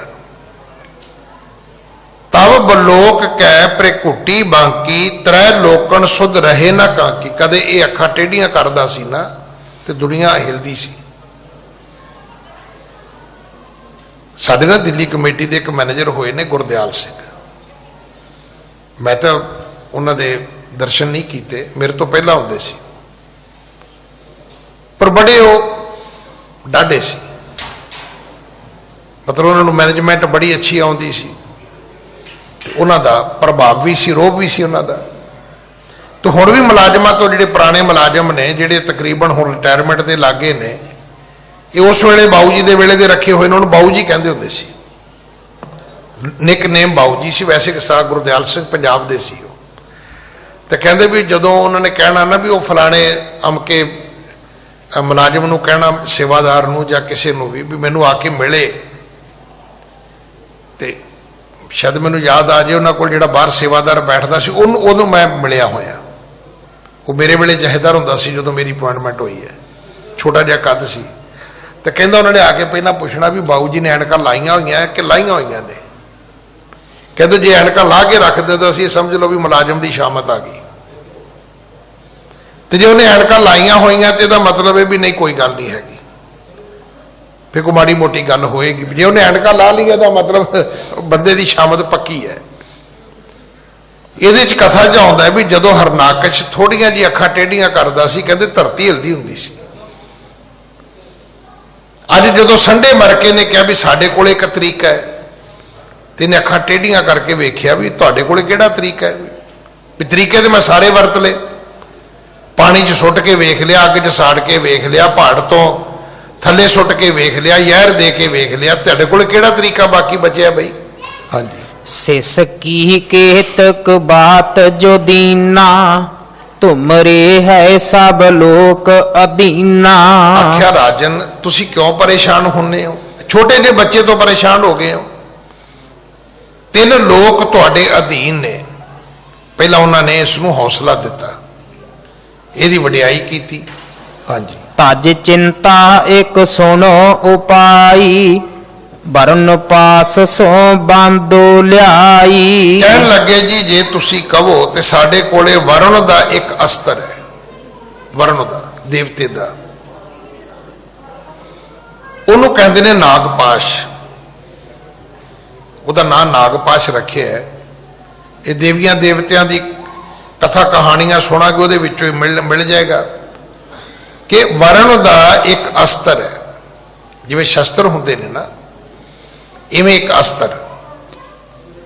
ਇਹਦੇ ਨਾਲ ਕੀ ਕੀਤਾ? ਵੈਰੀ ਨੂੰ ਬੰਨ੍ਹ ਦਿੱਤਾ ਜਾਂਦਾ ਹੈ। ਕਹਿਣ ਲੱਗੇ ਜੇ ਤੁਸੀਂ ਕਹੋ ਤੇ ਅਸੀਂ ਵਰਣ ਪਾਸ ਸੋ ਬੰਧੋ ਲਿਆਈ, ਸ਼ੁਕਰ ਨਕੇਤ ਆਏ ਤਦ ਚਿੰਤਾ ਇੱਕ ਸੁਣੋ ਉਪਾਈ। ਇੱਕ ਉਪਾਅ ਹੈ ਸਾਡੇ ਕੋਲ ਕਿ ਇਹਨੂੰ ਅਸੀਂ ਵਰਣ ਦੇ ਅਸਤਰ ਦੇ ਨਾਲ ਬੰਨ੍ਹ ਦਈਏ ਆਪਣੇ ਘਰ ਲਿਜਾ ਕੇ। ਹਾਂਜੀ। ਸ਼ੁਕਰ ਨਕੇਤ ਆਏ ਹੈ ਜੋ ਲਓ, ਹਮ ਰਾਖੇ ਬੰਦੇ ਇਹ ਤਉ ਲਓ। ਜਦੋਂ ਤੱਕ ਪਿਤਾ ਜੀ ਘਰ ਵਾਪਸ ਨਹੀਂ ਆਉਂਦੇ, ਜਦੋਂ ਸ਼ੁਕਰ ਆਏਗਾ ਵਾਪਸ ਵੇਖ ਲਾਂਗੇ ਆਪਾਂ। ਇਹ ਉਹਦੇ ਸ਼ੁਕਰ ਦੇ ਪੁੱਤਰ ਸਨ। ਉਦੋਂ ਤੱਕ ਅਸੀਂ ਇਹਨੂੰ ਆਪਣੇ ਘਰ ਬੰਨ੍ਹ ਕੇ ਰੱਖਦੇ ਹਾਂ ਤੇ ਤੁਸੀਂ ਬੇਫਿਕਰ ਰਹੋ। ਜਦੋਂ ਇਹਨੂੰ ਅਸੀਂ ਬੰਨ੍ਹ ਦਿਆਂਗੇ, ਜਿਵੇਂ ਆਪਾਂ ਕਹਿੰਦੇ ਵੀ ਇਹਨੂੰ ਕੈਦ 'ਚ ਸੁੱਟ ਦਿਓ, ਜਿਵੇਂ ਕੰਸ ਨੂੰ ਕਿਹਾ ਸੀ। ਵੇਖੋ ਅਸੀਂ ਕਥਾ ਕਹਾਣੀਆਂ ਤੋਂ ਕੁਝ ਨਹੀਂ ਸਿੱਖਦੇ। ਕੰਸ ਨੂੰ ਕਿਸੇ ਨੇ ਕਿਹਾ ਕਿ ਜਿਹੜਾ ਬੱਚਾ ਤੇਰੀ ਭੈਣ ਦੇ ਗਰਭ ਤੋਂ ਜਨਮ ਲਵੇਗਾ ਉਹ ਤੇਰੀ ਮੌਤ ਕਰੇਗਾ। ਹੁਣ ਕੰਸ ਨੇ ਕੀ ਕੀਤਾ? ਉਹਨੇ ਆਪਣੀ ਭੈਣ ਨੂੰ ਹੀ ਕਾਰ ਕੋਠੜੀ ਸੁੱਟ ਦਿੱਤਾ, ਤੇ ਜਿੰਨੇ ਬੱਚੇ ਪੈਦਾ ਹੁੰਦੇ ਰਹੇ ਸਾਰੇ ਮਾਰਦਾ ਰਿਹਾ। ਵੇਖੋ ਦੁਨੀਆ ਦਾ ਇਤਿਹਾਸ, ਜਦੋਂ ਤੁਸੀਂ ਰਾਜਿਆਂ ਦਾ ਇਤਿਹਾਸ ਸੁਣੋਗੇ ਨਾ, ਤੇ ਇਦਾਂ ਦਾ ਇਤਿਹਾਸ ਹੈ। ਇਹਨਾਂ ਨੇ ਆਪਣੇ ਭੈਣ ਦੇ ਬੱਚੇ ਨਹੀਂ ਬਖਸ਼ੇ, ਆਪਣੀਆਂ ਭੈਣਾਂ ਨਹੀਂ ਬਖਸ਼ੀਆਂ, ਆਪਣੇ ਭਰਾ ਨਹੀਂ ਬਖਸ਼ੇ। ਤੁਹਾਨੂੰ ਪਤਾ ਹੈ ਔਰੰਗਜ਼ੇਬ ਨੇ ਭੈਣਾਂ ਦੇ ਧੀਆਂ ਦੇ ਵਿਆਹ ਨਹੀਂ ਸੀ ਕੀਤੇ ਵੀ ਕੋਈ ਘਰ ਜਵਾਈ ਬਣ ਕੇ ਨਾ ਮੇਰੇ ਲਈ ਬਗਾਵਤ ਕਰ ਦੇਵੇ, ਕੋਈ ਪੜਵਈਆ ਬਣ ਕੇ ਨਾ ਹਿੱਸੇਦਾਰ ਬਣ ਜਾਏ ਰਾਜ ਭਾਗ ਦਾ। ਜਦੋਂ ਰਾਜਿਆਂ ਦੀਆਂ ਤਵਾਰੀਖਾਂ ਪੜੋਗੇ ਨਾ, ਤੇ ਥੋੜੇ ਰਾਜੇ ਜਨਕ ਵਰਗੇ ਮਿਲਣਗੇ, ਵਿਕਰਮਾਜੀਤ ਵਰਗੇ ਮਿਲਣਗੇ, ਮਹਾਰਾਜਾ ਰਣਜੀਤ ਸਿੰਘ ਵਰਗੇ ਮਿਲਣਗੇ। ਇਹ ਤੇ ਬਹੁਤੇ ਰਾਜੇ ਤੁਹਾਨੂੰ ਇਦਾਂ ਦੇ ਮਿਲਣਗੇ। ਨਾ ਇਹਨਾਂ ਨੇ ਭੈਣਾਂ ਬਖਸ਼ੀਆਂ, ਨਾ ਇਹਨਾਂ ਨੇ ਭਣੇਵੇਂ ਬਖਸ਼ੇ, ਨਾ ਇਹਨਾਂ ਨੇ ਭਰਾ ਬਖਸ਼ੇ, ਨਾ ਧੀਆਂ ਬਖਸ਼ੀਆਂ। ਅਗਰ ਤੁਸੀਂ 35-40 ਸਾਲ ਪਹਿਲਾਂ ਜਾਓਗੇ ਤਾਂ ਸਾਡੇ ਆਪਣੇ ਮੁਲਕ ਦਾ ਇਤਿਹਾਸ ਹੈ ਕਿ ਅਗਲੇ ਨੇ ਆਪਣੇ ਪੁੱਤਰ ਵੀ ਨਹੀਂ ਬਖਸ਼ੇ ਸੀ। ਜੇ ਪਤਾ ਲੱਗਾ ਵੀ ਇਹ ਬਗਾਵਤ ਕਰੇਗਾ ਤਾਂ ਅਗਲੇ ਨੇ ਨਹੀਂ ਪ੍ਰਵਾਨ ਕੀਤਾ ਉਹਨੂੰ। ਤੋ ਇਸ ਕਥਾ ਦੇ ਵਿੱਚ ਆਉਂਦਾ ਹੈ ਕਿ ਉਹ ਕਹਿਣ ਲੱਗੇ ਜੀ ਇਹ ਸਾਡੇ ਕੋਲੇ ਵਰਨ ਅਸਤਰ ਹੈ ਤੇ ਤੁਸੀਂ ਕਹੋ ਤੇ ਅਸੀਂ ਇਹਨੂੰ ਬੱਚੇ ਨੂੰ ਘਰ ਲਿਜਾ ਕੇ ਉਹਦੇ ਨਾਲ ਬੰਨ੍ਹ ਦਿੰਦੇ ਆ, ਤੇ ਜਦੋਂ ਉੱਥੇ ਬੱਧਾ ਰਹੇਗਾ ਤੇ ਇਹਨੇ ਤੁਹਾਡੇ ਲਈ ਕੀ ਖਤਰਾ ਪੈਦਾ ਕਰਨਾ ਹੈ। ਹਾਂਜੀ, ਜਾਂ ਕੀ ਹੋਵੇ ਜਬ ਬੈਸ ਵਡੇਰੀ ਤਬ ਇਹ ਉਰਸ ਮਤ ਕਨੇਰੀ। ਉਮਰ ਵੱਡੀ ਹੋ ਜਾਏਗੀ, ਸਾਲੋ ਸਾਲ ਜ਼ਿੰਦਗੀ ਬਤੀਤ ਹੋ ਜਾਏਗੀ, ਆਪੇ ਫਿਰ ਇਸ ਬੱਚੇ ਨੂੰ ਸ਼ਾਇਦ ਸਮਝ ਆਏਗੀ, ਇਹਦੀ ਮਤ ਬਦਲ ਜਾਏਗੀ, ਹੋ ਸਕਦਾ ਇਹਨੂੰ ਕੋਈ ਅਕਲ ਵੀ ਆ ਜਾਏ। ਹਾਂਜੀ, ਸਿੱਖਿਆ ਦੇਹ ਸ਼ੁਕਰ ਪੁਨ ਆਈ ਰਾਜਨੀਤ ਸਭ ਲਿਹੈ ਪੜਾਈ। ਨਾਲੇ ਪਿਤਾ ਜੀ ਘਰ ਆ ਜਾਣਗੇ, ਉਹ ਆਉਣਗੇ ਤੇ ਨਾਲੇ ਉਹ ਇਹਨੂੰ ਫਿਰ ਸੋਹਣੀ ਤਰ੍ਹਾਂ ਹੋਰ ਪੜ੍ਹਾ ਲੈਣਗੇ। ਉਹਨਾਂ ਨੂੰ ਪੜ੍ਹਾਉਣ ਦੀ ਮੁਹਾਰਤ ਬਹੁਤੀ ਹੈ, ਜ਼ਿਆਦੀ ਹੈ, ਹੋ ਸਕਦਾ ਉਹ ਇਹਨੂੰ ਰਾਜਨੀਤੀ ਪੜ੍ਹਾ ਦੇਣ। ਹਾਂਜੀ, ਤਿੰਨ ਤੇ ਸੁਨ ਕਰ ਅਸ ਦਨਜੇਸ਼ਾ ਮਾਨ ਬਚਨ ਪੁਨ ਦਈ ਨਦੇਸ਼ਾ। ਸੰਡੇ ਮਰਕੇ ਦੀ ਗੱਲ ਸੁਣ ਕੇ ਉਹਨੂੰ ਚੰਗੀ ਲੱਗੀ ਔਰ ਹਰਨਾਕਸ਼ ਨੇ ਉਹਨਾਂ ਨੂੰ ਆਗਿਆ ਦੇ ਦਿੱਤੀ। ਹਾਂਜੀ, ਲੈ ਜਾਵੋ ਦੇ ਜਬਾਂਦ ਪੜਾਵੋ ਧਰਮ ਤਿਰ ਬਰਗਏ ਸਰਬ ਸਿਖਾਵੋ। ਕਹਿਣ ਲੱਗਾ ਲੈ ਜਾਓ, ਪਰ ਮੇਰੇ ਨਾਲ ਵਾਅਦਾ ਕੀਤਾ ਤੁਸੀਂ ਬੰਨ ਕੇ ਰੱਖੋਗੇ, ਇਹਨੂੰ ਖੁੱਲਾ ਨਹੀਂ ਛੱਡਣਾ, ਤੇ ਜਿਹੜੀ ਇਹਨੂੰ ਪੜ੍ਹਾਈ ਪੜਾਉਣੀ ਉਹ ਧਰਮ ਤੋਂ ਉਲਟ ਪੜਾਉਣੀ ਹੈ। ਹਰਨਾਕਸ਼ ਦੀ ਪੜ੍ਹਾਈ ਇਹ ਸੀ ਕਿ ਕੋਈ ਆਦਮੀ ਧਰਮ ਨਹੀਂ ਪੜ੍ਹੇਗਾ, ਕੋਈ ਰੱਬ ਦੀ ਪੂਜਾ ਨਹੀਂ ਕਰੇਗਾ। ਹਾਂਜੀ, ਸੰਡੇ ਮਰ ਕੇ ਬੰਧਨ ਕਰ ਕੈ ਰਾਖਿਓ ਅੰਤਰ ਮੋਕੋ ਘਰ ਕੈ। ਸੰਡੇ ਮਰਕੇ ਨੇ ਭਗਤ ਪ੍ਰਹਿਲਾਦ ਨੂੰ ਆਪਣੇ ਘਰ ਲਿਜਾ ਕੇ ਤੇ ਬੰਨ ਦਿੱਤਾ। ਇਕਾਂਤਵਾਸ ਕਹਿ ਦੋ, ਗੁਪਤਵਾਸ ਕਹਿ ਦੋ, ਸਾਲੋ ਸਾਲ ਜ਼ਿੰਦਗੀ ਬਤੀਤ ਹੁੰਦੀ ਗਈ। ਹਾਂਜੀ, ਆਏ ਆਪਣੋ ਪਾਠ ਪੜਾਵਤ ਤਿੰਨ ਕੋ ਕਹਿਓ ਨਾ ਮਨ ਮੈਂ ਪਾਵਤ। ਹੁਣ ਉਹ ਰੋਜ਼ ਪੜਾਉਣ ਆਉਂਦੇ ਨੇ, ਕਹਿੰਦੇ ਮੈਂ ਪੜ੍ਹਦਾ ਹੀ ਨਹੀਂ ਸੀ। ਭਗਤ ਪ੍ਰਹਿਲਾਦ ਕਹਿੰਦਾ ਵੀ ਮੈਂ ਉਹਨਾਂ ਦਾ ਪਾਠ ਨਹੀਂ ਸੀ ਪੜ੍ਹਦਾ, ਮੈਂ ਉਹਨਾਂ ਦੀ ਗੱਲ ਆਪਣੇ ਮਨ ਤੇ ਲਿਆਉਂਦਾ ਹੀ ਨਹੀਂ ਸੀ। ਹਾਂਜੀ, ਰਾਗ ਦਵੈਖ ਜੈ ਮਾਹੇ ਬਿਸਾਲਾ ਕਿਉ ਮਨ ਰੁਚੇ ਜਗਤ ਜੰਜਾਲਾ। ਇਹ ਰਾਗ ਇਹ ਦਵੈਖ ਕਹਿੰਦੇ ਇਹ ਜੰਜਾਲ ਮੇਰੇ ਮਨ ਨੂੰ ਨਹੀਂ ਭਾਉਂਦੇ ਸੀ। ਰਾਗ ਕੀ ਹੈ? ਜਿਹਨੂੰ ਅਸੀਂ ਮੋਹ ਕਹਿੰਦੇ ਆ, ਪਿਆਰ ਕਹਿੰਦੇ ਆ। ਕਿਤੇ ਜਾ ਕੇ ਨਾ ਸਾਨੂੰ ਇਹ ਲੱਗਦਾ ਵੀ ਨਹੀਂ ਜੀ ਚਲੋ ਈਰਖਾ ਮਾੜੀ ਹੈ, ਵੈਰ ਵਿਰੋਧ ਮਾੜਾ ਹੈ, ਵੀ ਪਿਆਰ ਤੇ ਠੀਕ ਹੈ ਨਾ, ਕੌੜਾ ਬੋਲਣਾ ਮਾੜਾ ਹੈ, ਮਿੱਠਾ ਬੋਲਣਾ ਤੇ ਠੀਕ ਹੈ। ਪਰ ਸੱਚ ਇਹ ਹੈ ਕਿ ਬਹੁਤਾ ਦੁਨੀਆ ਨਾਲ ਧੋਖਾ ਮਿੱਠਾ ਬੋਲਣ ਵਾਲਿਆਂ ਨੇ ਕੀਤਾ, ਕੌੜਾ ਬੋਲਣ ਵਾਲਾ ਵਿਚਾਰਾ ਕੀ ਕਰ ਲੇਗਾ। ਜਿੰਨੀ ਦੁਨੀਆ ਠੱਗੀ ਗਈ ਹੈ ਮਿੱਠੇ ਬੋਲਾਂ ਨਾਲ ਹੀ ਠੱਗੀ ਗਈ ਹੈ। ਠੱਗ ਨੇ ਜਦੋਂ ਵੀ ਠੱਗਿਆ ਉਹਨੇ ਬੇਬੇ ਨੂੰ ਭੂਆ ਕਹਿ ਕੇ ਠੱਗਿਆ। ਤੇ ਜੇ ਕਿਤੇ ਆਉਂਦਾ ਹੀ ਕਹਿੰਦਾ ਵੀ ਉਹ ਬੁੱਢੀਏ ਕਿੱਧਰੋਂ ਤੁਰੀ ਫਿਰਦੀ ਹੈ, ਤੇ ਬੁੱਢੀ ਝੋਲਾ ਫੜਾਉਂਦੀ ਸੀ ਉਹਨੂੰ ਕਿਤੇ। ਉਹਨੇ ਕਿਹਾ ਭੂਆ ਕਿੱਥੋਂ ਆਈ ਹੈ, ਕਿਹੜਾ ਪਿੰਡ ਹੈ ਤੇਰਾ? ਤੇ ਭੂਆ ਨੇ ਵੀ ਸੋਚਿਆ ਵੀ ਕਿਤਾ ਨਹੀਂ ਹੋ ਸਕਦਾ ਕੋਈ ਪਾਕਿਸਤਾਨ ਤੋਂ ਵਿਛੜੇ ਪਰਿਵਾਰ ਦੇ ਵਿੱਚੋਂ ਭਤੀਜਾ ਹੋਵੇ। ਉਹ ਫਿਰ ਕਹਿੰਦੀ ਲੈ ਪੋਤਾ ਮੇਰਾ ਝੋਲਾ ਹੀ, ਮੈਂ ਮਾੜਾ ਜਿਹਾ ਬਾਥਰੂਮ ਜਾਵਾਂ। ਉਹ ਫਿਰ ਵਾਪਸ ਆ ਕੇ ਭਤੀਜਾ ਲੱਭਦੀ ਹੈ, ਨਾ ਭਤੀਜਾ ਲੱਭਦਾ ਨਾ ਝੋਲਾ ਲੱਭਦਾ। ਠੱਗੀ ਜਿੰਨੇ ਵੀ ਮਾਰੀ ਉਹ ਮਿੱਠੇ ਹੋ ਕੇ ਮਾਰੀ ਹੈ, ਮਿੱਠੇ ਦਾ ਅਰਥ ਇੰਨਾ ਨਹੀਂ ਹੈ। ਵੈਸੇ ਵੀ ਤੁਸੀਂ ਅੱਜ ਵੇਖ ਲਿਆ ਆਪਣੀ ਜ਼ਿੰਦਗੀ 'ਚ ਸਾਡੇ ਵਾਸਤੇ ਜਿੰਨਾ ਮਿੱਠਾ ਮਾੜਾ ਹੈ ਨਾ ਉਨਾ ਕੌੜਾ ਮਾੜਾ ਨਹੀਂ ਹੈ। ਕਹਿੰਦੇ ਆਪਾਂ ਕਰੇਲੇ ਕੌੜੇ ਨੇ, ਸ਼ੂਗਰ ਵਾਲੇ ਨੂੰ ਪੁੱਛੋ ਰੋਜ਼ ਖਾਂਦੇ ਨੇ ਉਹ। ਮਿੱਠਾ ਕਹਿੰਦੇ ਚੰਗਾ ਹੈ, ਪੁੱਛੋ ਕਿੰਨੀ ਕੁ ਦੁਨੀਆ ਖਾਂਦੀ ਹੁਣ। ਸਭ ਦੁਨੀਆ ਭੱਜਦੀ ਹੈ ਮਿੱਠੇ ਕੋਲੋਂ। ਅੱਜ ਕੱਲ੍ਹ ਦੇ ਗਾਂ ਬੱਚੇ ਤੇ ਬਿਲਕੁਲ ਵੀ ਨਹੀਂ ਖਾਂਦੇ, ਉਹ ਕਹਿੰਦੇ ਜੀ ਮੋਟੇ ਹੋ ਜਾਾਂਗੇ ਅਸੀਂ।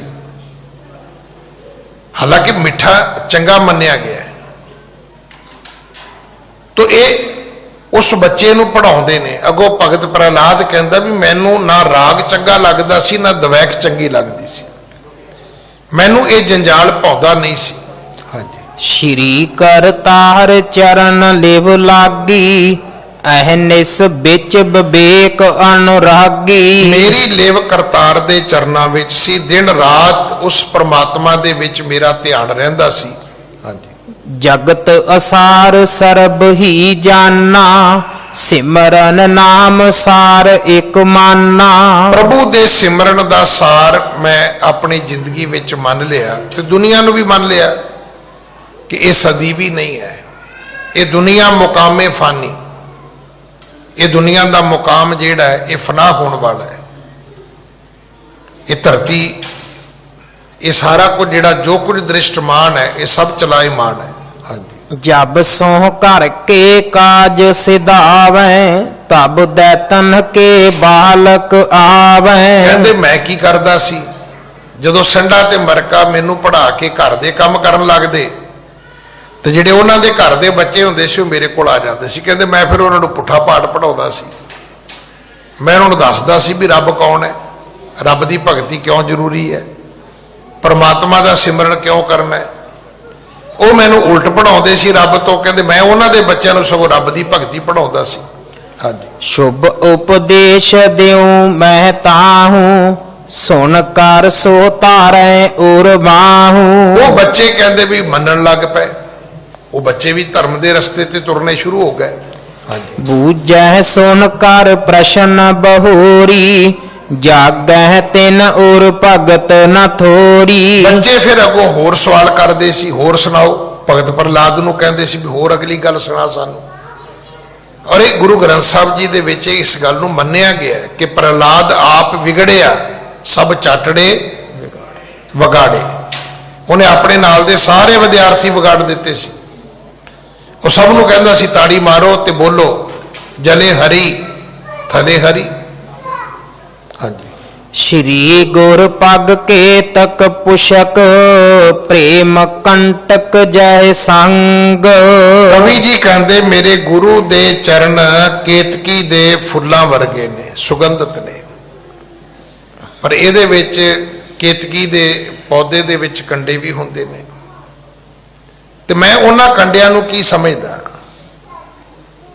ਕਿ ਮੈਂ ਉਹਨਾਂ ਕੰਡਿਆਂ ਨੂੰ ਪ੍ਰੇਮ ਦੇ ਕੰਡੇ ਬਣਾ ਲਿਆ। ਹਾਂਜੀ। ਮਨ ਮਲਿੰਦ ਕੋ ਵੇਦ ਕਰ ਕਹੋ ਕਥਾ ਸੋ ਉਮੰਗ। ਮੇਰਾ ਮਨ ਭੌਰੇ ਵਰਗਾ ਸੀ। ਹੁਣ ਭੌਰੇ ਦਾ ਸੁਭਾਅ ਕੀ ਹੈ? ਫੁੱਲਾਂ ਤੇ ਜਾਣਾ, ਫੁੱਲ ਤੇ ਨਹੀਂ ਫੁੱਲਾਂ ਤੇ, ਕਦੇ ਇਸ ਫੁੱਲ ਤੇ ਕਦੇ ਉਸ ਫੁੱਲ ਤੇ। ਕਹਿੰਦੇ ਫਿਰ ਮੈਂ ਕੀ ਕੀਤਾ ਵੀ ਕੇਤਕੀ ਦੇ ਕੰਡੇ ਨਾਲ ਪਹਿਲਾਂ ਤੇ ਆਪਣੇ ਮਨ ਨੂੰ ਵਿੰਨਿਆ ਵੀ ਇੱਥੇ ਟਿਕ ਜਾ, ਇਸ ਫੁੱਲ ਤੇ ਸੁਗੰਧੀ ਲਈ ਹੁਣ ਦੂਜੇ ਤੇ ਕਿਉਂ ਚੱਲਿਆ ਬਈ। ਕਹਿੰਦੇ ਮੈਂ ਆਪਣੇ ਮਨ ਨੂੰ ਰੋਕ ਲਿਆ। ਕੇਤਕੀ ਦੇ ਕੰਡੇ ਨਾਲ ਮੈਂ ਆਪਣੇ ਮਨ ਨੂੰ ਵਿੰਨ ਕੇ ਰੋਕ ਕੇ ਆਪਣੇ ਗੁਰੂ ਦੇ ਚਰਨਾਂ ਵਿੱਚ ਤੇ ਅਗਲੀ ਕਥਾ ਮੈਂ ਲਿਖਣੀ ਸ਼ੁਰੂ ਕਰਦਾ। ਹਾਂਜੀ। ਸੁਨ ਸ਼੍ਰੀ ਅੰਗਦ ਕਥਾ ਪੁਨੀਤਾ ਕਹਿਤ ਪ੍ਰਹਲਾਦ ਭਇਓ ਜਸ ਰੀਤਾ। ਇਹ ਗੁਰੂ ਅੰਗਦ ਸਾਹਿਬ ਅਗਲੀ ਕਥਾ ਸੁਣੋ। ਇਹ ਜ਼ਰੂਰ ਚੇਤਾ ਰੱਖਣਾ ਕਿ ਇਹ ਕਥਾ ਜਿਹੜੀ ਅੱਜ ਇੱਥੇ ਬਹਿ ਕੇ ਆਪਾਂ ਸੁਣ ਰਹੇ ਹਾਂ, ਕਦੇ ਇਹ ਕਥਾ ਗੁਰੂ ਅੰਗਦ ਸਾਹਿਬ ਨੇ ਖਡੂਰ ਸਾਹਿਬ ਬਹਿ ਕੇ ਆਪ ਸੁਣੀ ਸੀ। ਉੱਥੋਂ ਜਨਮ ਸਾਖੀ ਬਣੀ ਸੀ। ਜਨਮ ਸਾਖੀ ਤੋਂ ਅੱਗੇ ਕਵੀ ਜੀ ਨੇ ਇਸ ਨੂੰ ਇਹ ਸਾਰਾ ਕਾਵਿ ਦਾ ਰੂਪ ਦਿੱਤਾ ਹੈ। ਹਾਂਜੀ। ਦੈਂਤ ਪੁੱਤਰ ਜਬ ਟਿਗ ਹੋਇ ਬੈਸੇ ਤਿਨ ਸੋ ਬਚਨ ਸੁਭਗ ਉਪਦੇਸੇ। ਜਦੋਂ ਮੇਰੇ ਕੋਲ ਦੈਂਤਾਂ ਦੇ ਬੱਚੇ ਆਉਂਦੇ, ਪ੍ਰਹਲਾਦ ਕਹਿੰਦਾ ਹੈ, ਤੇ ਮੈਂ ਉਹਨਾਂ ਨੂੰ ਭਗਤੀ ਸਿਖਾਉਂਦਾ, ਮੈਂ ਉਹਨਾਂ ਨੂੰ ਰੱਬ ਦੀਆਂ ਗੱਲਾਂ ਦੱਸਦਾ। ਹਾਂਜੀ। ਧਨਜ ਸੁਤੋ ਸੁਣੀਏ ਦਹਿ ਕਾਨਾ ਕਰੋ ਪ੍ਰਾਣ ਨਿਜ ਕੋ ਕਲਿਆਣਾ। ਤੇ ਕਹਿੰਦਾ ਉਹਨਾਂ ਨੂੰ ਕੀ ਸੀ? ਮੈਂ ਉਹਨਾਂ ਨੂੰ ਕਹਿੰਦਾ ਸੀ ਵੀ ਕਰੋ ਪ੍ਰਾਣ ਨਿਜ ਕੋ ਕਲਿਆਣਾ ਧਨਜ ਸੁਤੋ ਸੁਣੀਏ ਦੇ ਕੰਨ, ਆਪਣੇ ਸਵਾਸ ਸਫਲੇ ਕਰੋ ਬਈ। ਹਾਂਜੀ। ਇਹ ਤਨ ਦੁਰਲਭ ਜਾਨੋ ਪਾਈ ਪੁਨ ਇਸ ਥੁਰ ਨਹਿ ਜਗਤ ਰਹਾਈ। ਇਹ ਸਰੀਰ ਦੁਰਲਭ ਹੈ, ਇਹਨੇ ਸਦਾ ਰਹਿਣਾ ਨਹੀਂ ਤੇ ਮੁੜ ਕੇ ਮਿਲਣਾ ਵੀ ਨਹੀਂ। ਕਹਿੰਦਾ ਮੈਂ ਉਹਨਾਂ ਬੱਚਿਆਂ ਨੂੰ ਇਹ ਪੜਾਉਂਦਾ ਸੀ ਤੇ ਮੈਂ ਰੋਜ਼ ਆਪ ਜੀ ਨੂੰ ਬੇਨਤੀ ਕਰਦਾ ਆਪਣੇ ਬੱਚਿਆਂ ਕੋਲ ਬਹਿ ਕੇ ਨੈਗੇਟਿਵ ਗੱਲਾਂ ਨਾ ਕਰਿਆ ਕਰੋ। ਆਪਾਂ ਆਪਣੇ ਬੱਚਿਆਂ ਕੋਲ ਕਿਹੜੀਆਂ ਗੱਲਾਂ ਕਰਦੇ ਆ? ਜਿੰਨੀਆਂ ਉਲਟੀਆਂ ਗੱਲਾਂ ਸਾਰੀਆਂ। ਫਿਰ ਕਹਿੰਦੇ ਜੀ ਬੱਚੇ ਆਖੇ ਨਹੀਂ ਲੱਗਦੇ। ਇਹ ਆਖੇ ਲੱਗਣ ਵਾਲੀ ਗੱਲ ਤੁਸੀਂ ਕੀਤੀ ਕਿਹੜੀ ਹੈ? ਮੰਨਣ ਵਾਲੀ ਗੱਲ ਕੀਤੀ ਕੋਈ? ਗਿਆਨੀ ਜੀ ਬੱਚੇ ਨਾ ਅੱਜ ਕੱਲ ਵਿਆਹ ਨਹੀਂ ਕਰਾਉਣਾ ਚਾਹੁੰਦੇ। ਵੀ ਦੱਸੋ ਵੀ ਕਿਹੜੇ ਸੁਖੀ ਜੀਵਨ ਦੀ ਕਥਾ ਸੁਣਾਈ ਹੈ? ਉਹਨਾਂ ਦਾ ਕਾਕਾ ਵਿਆਹਿਆ ਸੀ ਤੇ ਉਹਨਾਂ ਦੀ ਨੂੰਹ ਨੇ ਕੇਸ ਕਰ ਦਿੱਤਾ ਹੈ। ਉਹਨਾਂ ਨੇ ਧੀ ਵਿਆਹੀ ਸੀ ਤੇ ਉਹਨਾਂ ਨੇ ਛੱਡ ਦਿੱਤੀ ਹੈ। ਜਦੋਂ ਰੋਜ਼ ਆਪਣੇ ਬੱਚਿਆਂ ਨੂੰ ਸੁਣਾਓਗੇ ਤਾਂ ਕੀ ਕਹਿਣਗੇ ਬੱਚੇ? ਕਹਿਣਗੇ ਬਾਪੂ ਇਸ ਫੱਜ ਸਾਨੂੰ ਕਾਹਨੂੰ ਪਾਉਣਾ ਤੂੰ। ਮਤਲਬ ਮਾੜੀ ਤੋਂ ਮਾੜੀ ਗੱਲ ਅਸੀਂ ਕਰਦੇ ਹਾਂ। ਕਦੇ ਆਪਣੀਆਂ ਗੱਲਾਂ ਨੂੰ ਨਾ ਖੁਦ ਟੇਪ ਕਰੋ ਕਿ ਤੁਸੀਂ ਬੈਠ ਕੇ ਸਮਾਜ ਵਿੱਚ ਗੱਲਾਂ ਕੀ ਕਰਦੇ ਹੋ। ਲੈ ਬਈ ਉਹ ਵੇਖ ਉਸ ਬੰਦੇ ਨੇ ਹੈ ਕੀ ਨਿੱਕਾ ਜਿਹਾ ਕਹਿੰਦਾ ਉਹ ਮੁਲਾਜ਼ਮ ਸੀ, ਕਹਿੰਦਾ ਇੰਨਾ ਪੈਸਾ ਇਕੱਠਾ ਕਰ ਲਿਆ ਉਹਨੇ। ਤੁਹਾਡਾ ਬੱਚਾ ਕੀ ਸਿੱਖੇਗਾ? ਮੈਂ ਇੱਕ ਸੈਮੀਨਾਰ ਅਟੈਂਡ ਕੀਤਾ ਸੀ ਅੰਮ੍ਰਿਤਸਰ, ਉਸੀ ਨਸ਼ਿਆਂ ਤੇ। ਪਰ ਜਿਸ ਬੰਦੇ ਨੇ ਬੋਲਿਆ ਉੱਥੇ ਡਾਕਟਰ ਨੇ ਆ ਕੇ, ਕਮਾਲ ਸੀ। ਉਹ ਕਹਿੰਦਾ ਸੀ ਫਿਰ ਇਹਦੀ ਸਟੱਡੀ ਕੀਤੀ ਕਿ ਨਸ਼ੇ ਛਡਾਉਣੇ ਠੀਕ ਹੈ, ਪਰ ਨਸ਼ੇ ਲੋਕ ਕਰਦੇ ਕਿਵੇਂ ਨੇ? ਇਹ ਨਸ਼ਾ ਸ਼ੁਰੂ ਕਿੱਥੋਂ ਹੁੰਦਾ ਹੈ? ਕਹਿੰਦੇ ਫਿਰ ਇੱਕ ਅਸੀਂ ਨਸ਼ੈੜੀ ਫੜਿਆ। ਉਹ ਬੰਦਾ ਫੜਿਆ ਜਿਹੜਾ ਬੋਤਲ 1.5 ਬੋਤਲ ਸ਼ਰਾਬ ਦੀ ਰੋਜ਼ ਪੀ ਜਾਂਦਾ ਸੀ। ਉਹਨੂੰ ਪੁੱਛਿਆ ਵੀ ਇਹ ਤੈਨੂੰ ਕਿੱਥੋਂ ਸ਼ੁਰੂ ਹੋਇਆ ਕੰਮ ਬਈ? ਕਹਿੰਦਾ ਜੀ ਸ਼ੁਰੂ ਕਿੱਥੋਂ ਹੋਣਾ ਹੈ, ਜਦੋਂ ਘਰੋਂ ਬਾਹਰ ਨਿਕਲੀਦਾ ਸੀ, ਬਾਹਰ ਧੂਏ ਤੇ ਬਹਿਣਾ, ਸੱਥ ਵਿੱਚ ਬਹਿਣਾ, ਉਹ ਪੰਚਾਇਤੀ ਲੋਕਾਂ ਕੋਲ ਬਹਿਣਾ। ਕਹਿੰਦਾ ਉਹ ਗੱਲਾਂ ਹੀ ਇਹ ਕਰਦੇ ਸੀ। ਲੈ ਬਈ ਸ਼ਰਾਬ ਤੇ ਅੰਮ ਕੇ ਬੰਦੇ ਦੀ ਵੇਖੀ ਹੈ। ਕਹਿੰਦਾ ਬੈਠਾ ਬੈਠਾ ਬੋਤਲ ਪੀ ਜਾਂਦਾ ਤੇ ਭਾਜੀ ਸਿੱਧਾ ਘਰ ਨੂੰ ਜਾਂਦਾ ਹੈ। ਮਜਾਲ ਕੀ ਕਿਤੇ ਉਹਦੀਆਂ ਲੱਤਾਂ ਹਿੱਲ ਜਾਣ। ਲੈ ਅਸੀਂ ਉਹਨੂੰ ਕਦੇ ਜ਼ਿੰਦਗੀ 'ਚ ਗਲੀ 'ਚ ਡਿੱਗਾ ਨਹੀਂ ਵੇਖਿਆ। ਉਹ ਅਮਲੀ ਕਹਿੰਦਾ ਵੀ ਮੇਰੇ ਮਨ 'ਚ ਇਹ ਗੱਲ ਆਈ ਵੀ ਜੇ ਇਸ ਸੱਥ ਵਿੱਚ ਜੇ ਮਤਲਬ ਮੇਰੀ ਸਟੋਰੀ ਚੱਲਣੀ ਹੋਵੇ ਤੇ ਕਿਵੇਂ? ਫਿਰ ਮੈਂ ਤੇ ਬੋਤਲ ਦੀ ਸਵਾ ਬੋਤਲ ਪੀਵਾਂਗਾ ਤੇ ਮੇਰੀ ਗੱਲ ਚੱਲੇਗੀ ਨਾ। ਬੋਤਲ ਵਾਲਾ ਬੰਦਾ ਤੇ ਪਹਿਲਾਂ ਹੀ ਪਿੰਡ 'ਚ ਬੈਠਾ। ਤੁਸੀਂ ਜੋ ਗੱਲਾਂ ਕਰਦੇ ਹੋ ਸੋਚ ਕੇ ਕਰੋ। ਹਰ ਗੱਲ ਦਾ ਪ੍ਰਭਾਵ ਠੀਕ ਨਹੀਂ ਹੁੰਦਾ। ਹੁਣ ਇਹ ਭਗਤ ਪ੍ਰਹਿਲਾਦ ਕੀ ਕਰਦਾ ਹੈ? ਕਿੱਥੇ ਰਹਿੰਦਾ ਹੈ? ਸੰਡੇ ਤੇ ਮਰਕੇ ਦੇ ਘਰ। ਸੰਡਾ ਤੇ ਮਰਕਾ ਇਹਨੂੰ ਭਗਤੀ ਤੋਂ ਉਲਟ ਪੜਾਉਂਦੇ ਨੇ, ਪਰ ਇਹਦੇ ਕੋਲ ਜਦੋਂ ਟਾਈਮ ਮਿਲਦਾ ਉਹਨਾਂ ਦੇ ਬੱਚਿਆਂ ਨੂੰ ਇਹ ਭਗਤੀ ਪੜਾਉਂਦਾ। ਨਤੀਜਾ ਕੀ ਨਿਕਲਿਆ? ਸੰਡੇ ਮਰਕੇ ਤੋਂ ਇਹਨੇ ਤੇ ਭਗਤੀ ਤੋਂ ਉਲਟਾ ਪਾਠ ਪੜ੍ਹਿਆ ਨਹੀਂ, ਤੇ ਨਤੀਜਾ ਇਹ ਨਿਕਲਿਆ ਵੀ ਉਹ ਦੈਂਤਾਂ ਦੇ ਬੱਚੇ ਭਗਤੀ ਕਰਨ ਲੱਗ ਗਏ। ਦੈਂਤਾਂ ਦੇ ਬੱਚੇ ਵੀ ਭਗਤੀ ਕਰਨ ਲੱਗ ਗਏ ਜਦੋਂ ਉਹਨਾਂ ਨੇ ਇਹਦੇ ਕੋਲੋਂ ਸੁਣਨਾ, ਇਹ ਤਨ ਦੁਰਲਭ ਜਾਨੋ ਭਾਈ ਪੁਨ ਸਥਿਰ ਨੈ, ਜਗਤ ਰਹਾਈ ਦਨਜ ਸੁਤੋ ਸੁਣੀਏ ਦਵੈਕਾਨਾ, ਕਰੋ ਪ੍ਰਾਣ ਨਿਜ ਕੋ ਕਲਿਆਣਾ। ਕਹਿੰਦਾ ਮੈਂ ਉਹਨਾਂ ਨੂੰ ਰੋਜ਼ ਪੜਾਉਂਦਾ ਸੀ ਕਿ ਸਰੀਰ ਰਹਿਣਾ ਨਹੀਂ ਹੈ ਤੇ ਪ੍ਰਾਣ ਸਫਲੇ ਕਰ ਲਓ, ਸਵਾਸ ਸਫਲੇ ਕਰ ਲਓ, ਨਹੀਂ ਤੇ ਮਰ ਜਾਓਗੇ, ਖਤਮ ਹੋ ਜਾਓਗੇ, ਮੁੜ ਕੇ ਜਨਮ ਵੀ ਨਹੀਂ ਹੋਣਾ, ਮੁਕਤੀ ਵੀ ਨਹੀਂ ਹੋਣੀ। ਸਤਿਗੁਰੂ ਕਿਰਪਾ ਕਰਨ। ਅਗਲੀ ਕਥਾ ਆਪਾਂ ਕੱਲ ਗੁਰੂ ਕੀ ਗੋਦ ਵਿੱਚ ਬੈਠ ਕੇ ਸੁਣੀਏ। ਸਮਾਂ ਸਮਾਪਤ ਹੈ। ਭੁੱਲਾਂ ਬਖਸ਼ੋ ਜੀ, ਫਤਿਹ ਬੁਲਾਓ।